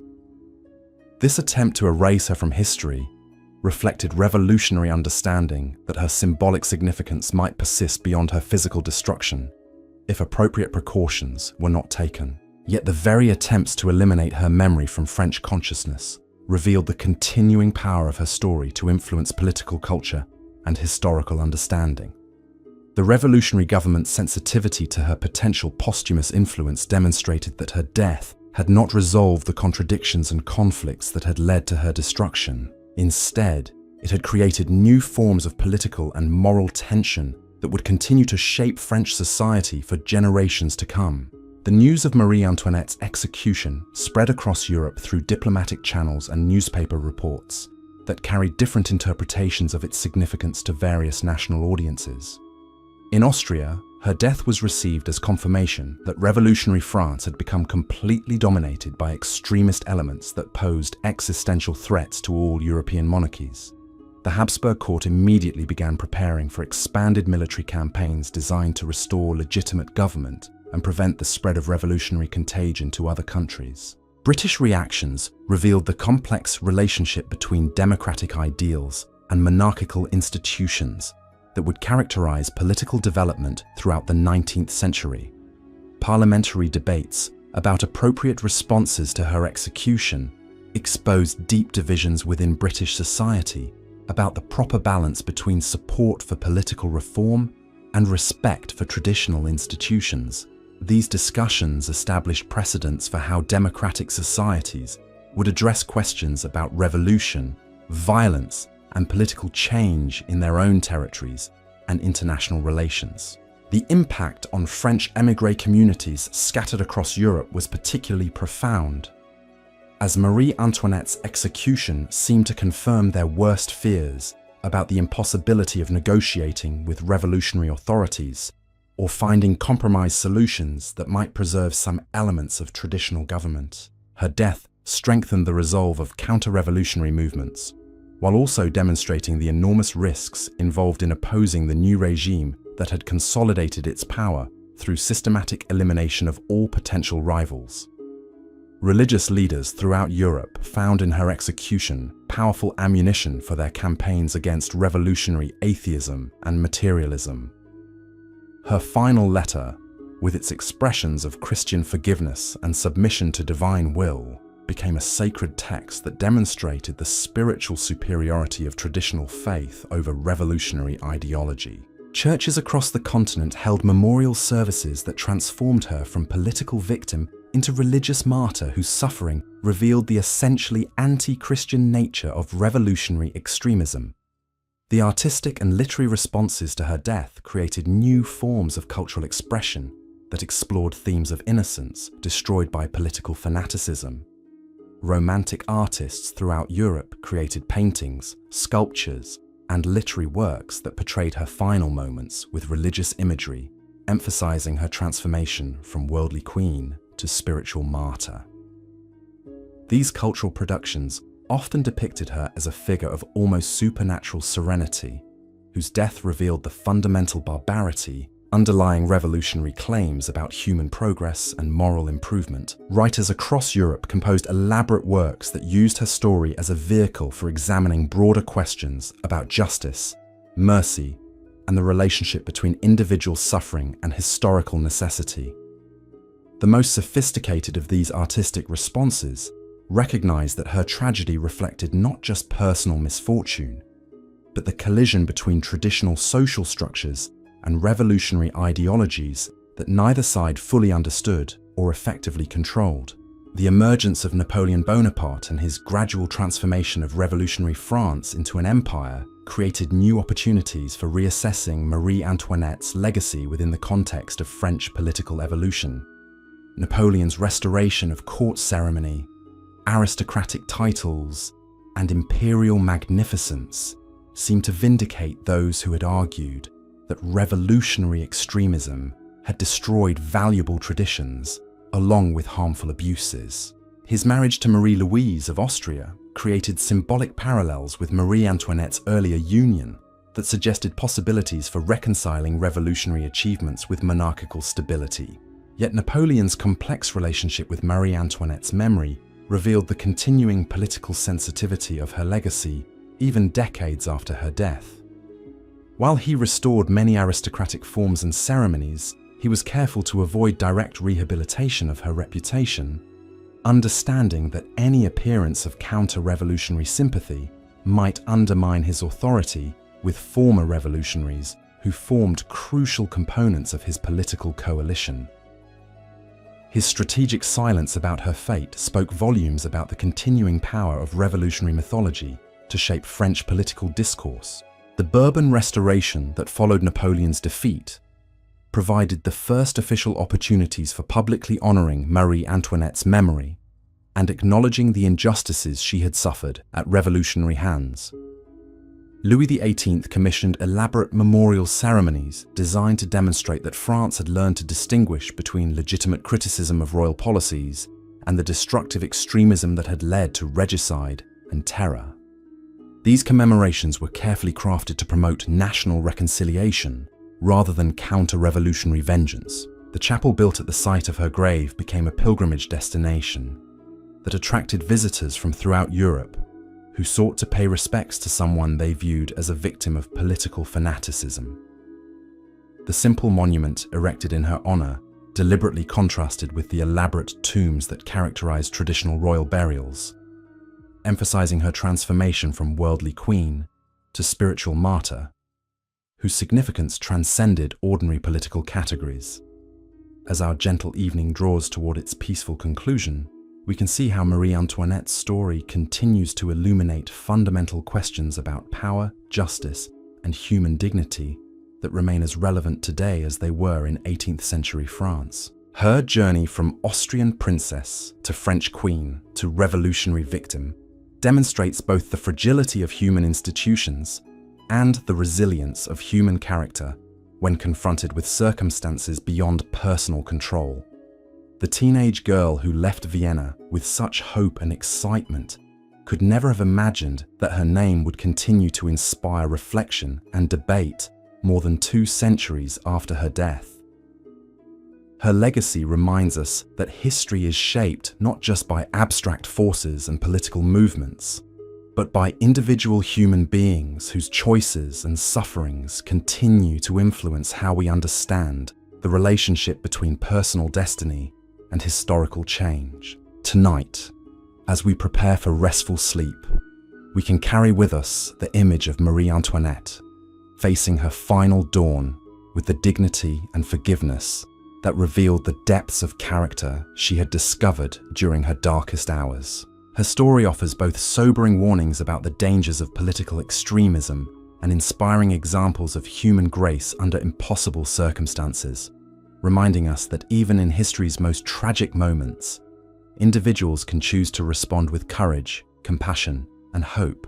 The quiet halls of Versailles may stand empty now, their mirrors reflecting only shadows of the glittering world that once defined European civilization. But the woman who walked those halls continues to teach us about the enduring importance of maintaining our humanity regardless of the forces that seek to diminish or destroy it.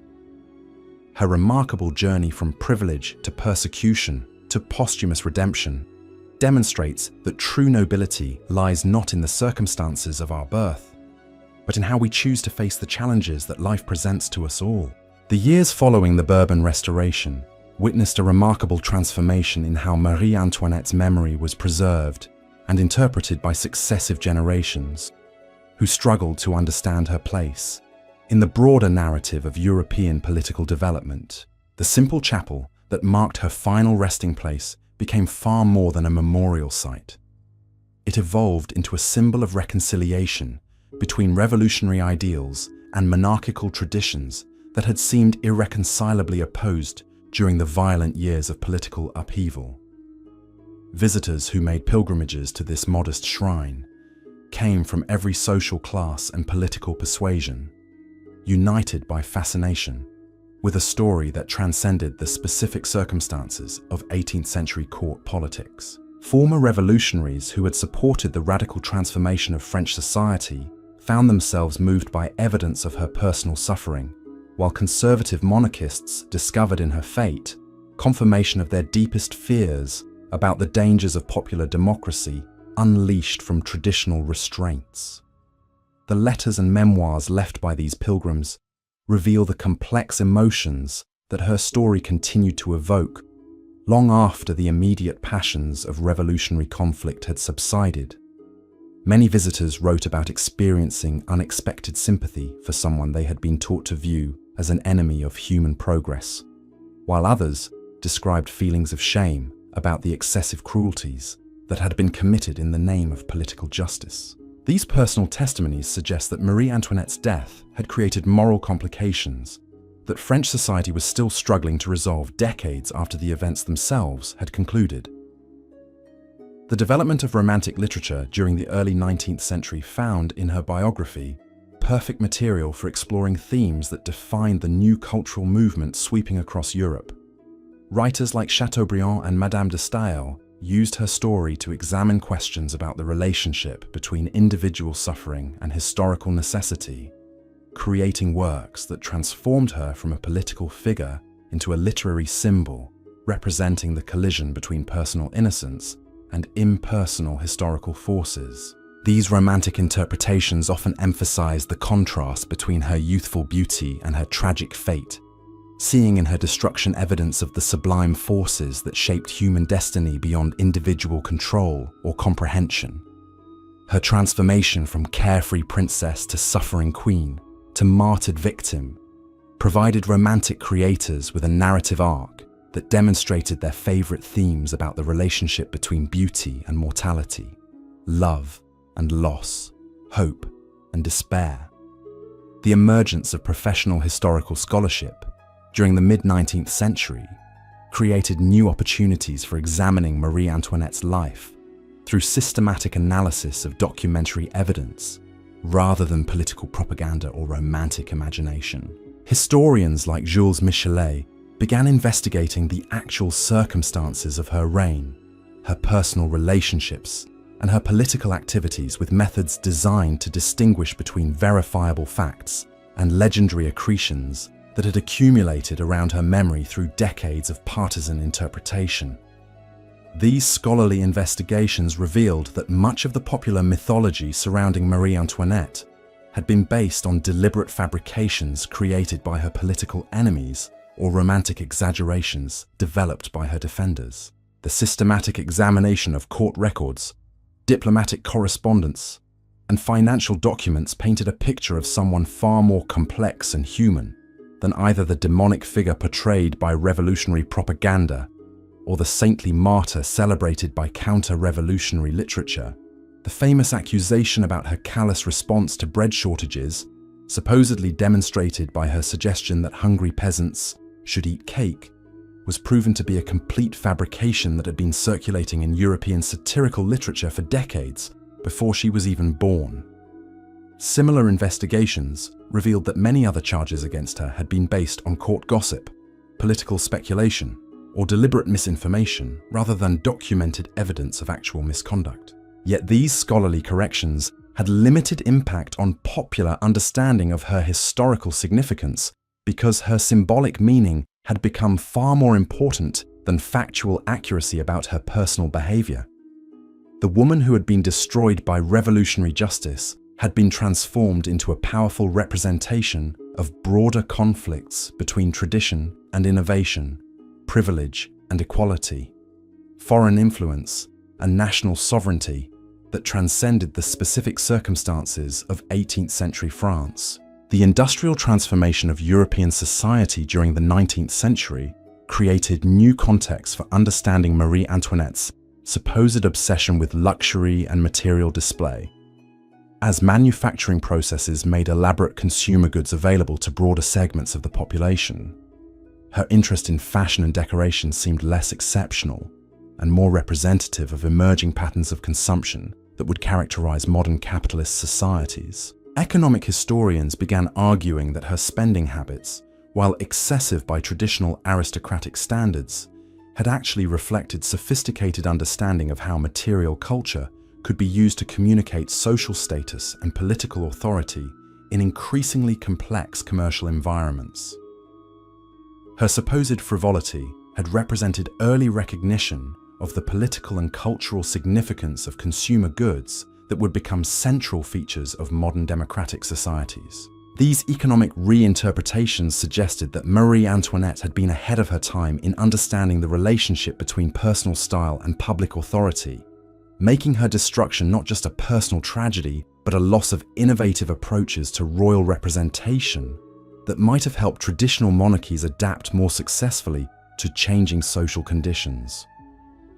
Her experiments with informal court ceremonies and accessible royal behavior had anticipated developments in constitutional monarchy that would prove essential for institutional survival in democratic ages. The emergence of feminist intellectual movements during the late 19th and early 20th centuries created entirely new frameworks for interpreting Marie Antoinette's story that emphasized gender dynamics rather than purely political or religious themes. Feminist scholars argued that her destruction had reflected not just revolutionary hostility toward royal authority, but deeper cultural anxieties about female power and sexuality that had made her particularly vulnerable to the kinds of personal attacks that had systematically undermined her political position. These feminist interpretations highlighted the ways that criticism of Marie Antoinette had focused obsessively on her appearance, her friendships, her spending habits, and other aspects of her behavior that were typically used to police women's conduct, rather than to evaluate political performance. The systematic destruction of her reputation through gendered insults and sexual innuendo revealed patterns of misogyny that had shaped not just her personal fate, but the broader development of European political culture. The analysis of revolutionary pamphlets and propaganda materials revealed the extent to which attacks on Marie Antoinette had relied on specifically feminine stereotypes about vanity, frivolity, and sexual misconduct that would have been considered irrelevant if directed against male political figures. Her foreign origins had been consistently sexualized in ways that portrayed her as a seductress who had corrupted French masculinity, while her interest in fashion and entertainment was interpreted as evidence of feminine weakness that made her unsuitable for political authority. These gender-based attacks reflected broader cultural anxieties about women's roles in political life that would continue to influence European and American society throughout the modern period. The revolutionary movement that had proclaimed universal equality and individual rights had simultaneously reinforced traditional gender hierarchies by eliminating the few spaces where aristocratic women had been able to exercise informal political influence through court connections and personal relationships. Marie Antoinette's destruction had established precedents for excluding women from political authority that would persist long after the specific revolutionary circumstances that had created them. Her fate served as a warning to future generations of women about the dangers of challenging conventional expectations about feminine behavior and the risks involved in seeking to influence public affairs through personal relationships or cultural innovation. The development of mass media during the 20th century created unprecedented opportunities for reimagining Marie Antoinette's story through films, novels, radio programs, and other forms of popular culture that reached audiences far beyond academic or political circles. These popular representations often emphasized romantic and dramatic elements of her biography, while downplaying the complex political and social factors that had shaped her historical significance. Hollywood productions, in particular, tended to portray her as a tragic romantic heroine whose personal relationships and emotional experiences were more important than the broader historical forces that had determined her fate. These cinematic interpretations often reflected contemporary American values about individualism, consumer culture, and gender relations rather than serious engagement with 18th century European political history. The most successful of these popular adaptations understood that Marie Antoinette's story provided perfect material for exploring universal themes about youth, beauty, privilege, and mortality that resonated with modern audiences regardless of their knowledge about French history or revolutionary politics.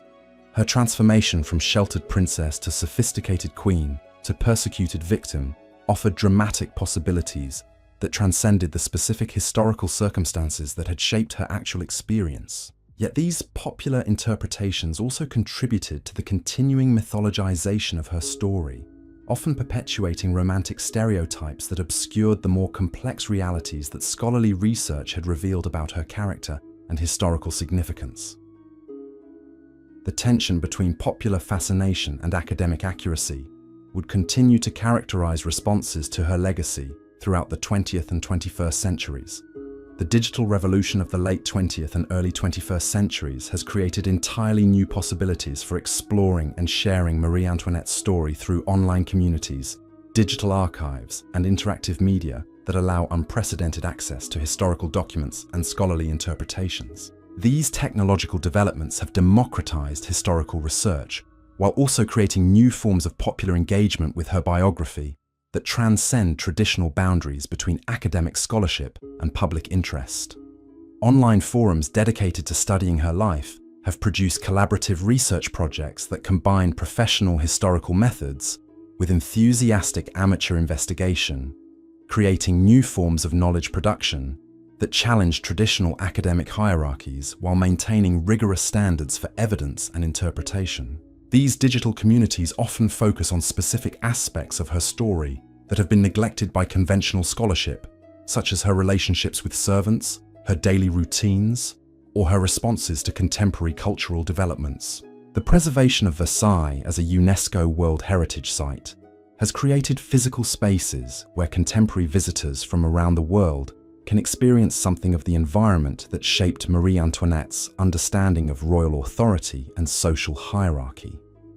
The restoration of her private apartments, including the famous Petit Trianon and its surrounding gardens, allows modern people to glimpse the material culture that had defined her daily existence, while also recognizing how completely that world was destroyed by revolutionary change. These preserved spaces serve as powerful reminders of both the magnificence and the fragility of human institutions that can appear permanent and inevitable to those who live within them. The empty rooms and carefully maintained gardens of Versailles demonstrate how quickly even the most elaborate social systems can be swept away by historical forces that their creators never anticipated or understood. Educational programs developed around Marie Antoinette's story in schools and museums throughout the world have created opportunities for young people to explore fundamental questions about justice, responsibility, and historical change through engaging with her biography.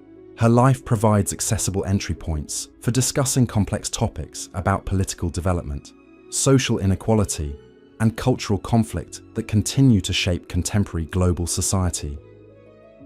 Teachers have discovered that students respond powerfully to the human dimensions of her story, while also learning important lessons about the dangers of political extremism, the importance of understanding different historical perspectives, and the complex relationships between individual choices and social circumstances. Her transformation from privileged youth to tragic victim resonates with young people who are developing their own understanding of fairness, responsibility, and moral complexity. The ongoing scholarly debates about Marie Antoinette's historical significance reflect broader questions about how democratic societies should remember and interpret their past, particularly when that past involves violence and injustice committed in the name of political ideals that continue to shape contemporary governance. Her story forces modern people to confront uncomfortable truths about the costs of political change and the moral ambiguities that characterize most significant historical transformations. Contemporary historians continue to discover new documents and evidence that illuminate previously unknown aspects of her life and death, while also developing new interpretive frameworks that reflect changing understanding of gender, power, and political culture. These ongoing investigations ensure that Marie Antoinette remains not just a historical figure, but an active subject of scholarly inquiry that contributes to broader understanding of European political development and its global implications. The international scope of interest in Marie Antoinette's story reflects the worldwide impact of the French Revolution and the democratic ideologies that emerged from 18th century political upheaval. Her fate continues to resonate with people throughout the world who are struggling to understand the relationship between traditional authority and modern democracy, between individual rights and collective welfare, between peaceful reform and revolutionary change.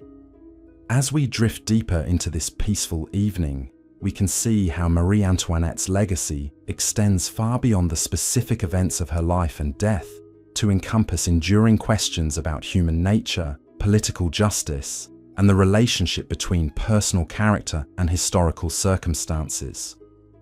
Her story continues to provide insights into the complex dynamics that shape political change and the moral challenges that confront individuals who find themselves caught between competing visions of social organization and legitimate authority. The woman who began her adult life as the most privileged person in one of Europe's most powerful kingdoms ended it as a symbol of the vulnerability that all human beings share when confronted by forces larger than themselves. Her remarkable journey from Austrian princess to French queen to revolutionary victim demonstrates both the contingency of human institutions and the resilience of human dignity when tested by extreme circumstances. Tonight, as we prepare for restful sleep, we can find in Marie Antoinette's story both sobering reminders about the fragility of the world we take for granted and inspiring examples of how individuals can maintain their essential humanity even when everything familiar has been stripped away. Her legacy continues to teach us that true nobility lies not in the accidents of birth or the privileges of position, but in how we choose to face the challenges that history presents to us all. The candlelight that once illuminated the magnificent halls of Versailles has long since been extinguished, but the memory of the young woman who walked those halls continues to cast its own gentle glow across the centuries, reminding us that every human story, no matter how grand or tragic, ultimately speaks to universal truths about love, loss, courage, and the enduring hope that sustains us through our darkest hours. The quiet echoes of her footsteps in those final prison corridors seem to whisper still through the passages of history, carrying with them lessons that extend far beyond the gilded cage of Versailles into our own complex modern world. As we settle deeper into this gentle night together, let us explore how Marie Antoinette's extraordinary story continues to illuminate the intricate relationships between power and vulnerability, between public perception and private truth, that shape human experience across all ages and cultures. And In the decades following her death, something remarkable began to emerge from the ashes of revolutionary fury. The woman who had been systematically demonized as the embodiment of everything wrong with aristocratic privilege slowly began to be understood as something far more complex and tragically human. This transformation of her historical reputation reveals profound truths about how societies process trauma, assign blame, and ultimately seek reconciliation with their own capacity for both justice and cruelty. The children who grew up hearing stories about the wicked foreign queen gradually became adults who began to question the simplistic narratives they had inherited. As France struggled to rebuild itself from the devastation of revolutionary violence, many citizens found themselves wondering whether the systematic destruction of individuals like Marie Antoinette had truly been necessary for achieving the political changes they had sought. This growing ambivalence about revolutionary justice reflected broader questions about the relationship between means and ends that would continue to trouble democratic societies throughout the modern era. The letters and diaries kept by ordinary French citizens during the early 19th century reveal fascinating insights into how popular memory of Marie Antoinette evolved, as the immediate passions of political conflict gave way to more reflective consideration of what had actually been accomplished through her destruction. Many writers expressed surprise at discovering feelings of sympathy for someone they had been taught to hate, while others described experiencing unexpected guilt about their previous enthusiasm for revolutionary violence. These personal testimonies suggest that Marie Antoinette's death had created moral complications that extended far beyond the immediate political objectives it was supposed to serve. Her transformation from living symbol of oppression into martyred victim forced people to confront uncomfortable truths about their own capacity for hatred and the dangerous ease with which complex human beings could be reduced to simple political symbols that justified extreme measures. The emergence of photography during the mid-19th century created new possibilities for preserving and sharing images of the physical spaces that had shaped Marie Antoinette's life and death. The first photographs of Versailles, taken when the palace was still scarred by revolutionary damage, captured something of the melancholy that surrounded her memory during this period. These images revealed rooms where magnificent ceremonies had once taken place, now standing empty and partially ruined, their silence speaking volumes about the fragility of human grandeur. Similarly, early photographs of the Conciergerie showed the stark prison cells where she had spent her final weeks, creating powerful visual contrast between the luxury she had known as queen and the harsh conditions she had endured as a condemned prisoner. These documentary images helped transform abstract historical knowledge into emotional understanding that touched viewers in ways that written descriptions could never achieve. The development of tourism during this same period brought increasing numbers of visitors to the sites associated with Marie Antoinette's story, creating new forms of popular engagement with her memory that transcended the political and religious frameworks that had previously dominated interpretations of her significance. These tourists came not as pilgrims seeking spiritual inspiration or political confirmation, but as curious individuals drawn by fascination with a story that seemed to embody universal themes about fate, suffering, and human resilience. Travel guides from this era reveal how Marie Antoinette's biography was being packaged for popular consumption in ways that emphasized dramatic and emotional elements rather than complex political analysis. Visitors were encouraged to imagine her daily routines, her personal relationships, and her emotional responses to the extraordinary circumstances that had shaped her life. This democratization of historical interest created new audiences for her story that would influence how it was told and retold for future generations. The construction of railways across Europe during the 19th century made these historical sites accessible to much larger numbers of people, transforming Marie Antoinette's memory from an elite preoccupation into a subject of broad popular interest that crossed national boundaries and social classes. Visitors from across the continent came to see the places where she had lived and died, creating international communities of interest that transcended the political divisions that had originally given her story its significance. And so, dear friend, as the final shadows of our evening settle around us, we come to the end of this remarkable journey through one of history's most extraordinary and heartbreaking lives. Marie Antoinette's story reminds us that beneath the grandest titles and most glittering circumstances lie universal truths about human courage, dignity, and the enduring power of forgiveness that transcends even the darkest chapters of our shared past. May her memory bring you peace as you drift into gentle dreams, knowing that tomorrow holds new stories waiting to unfold in these quiet hours we share together.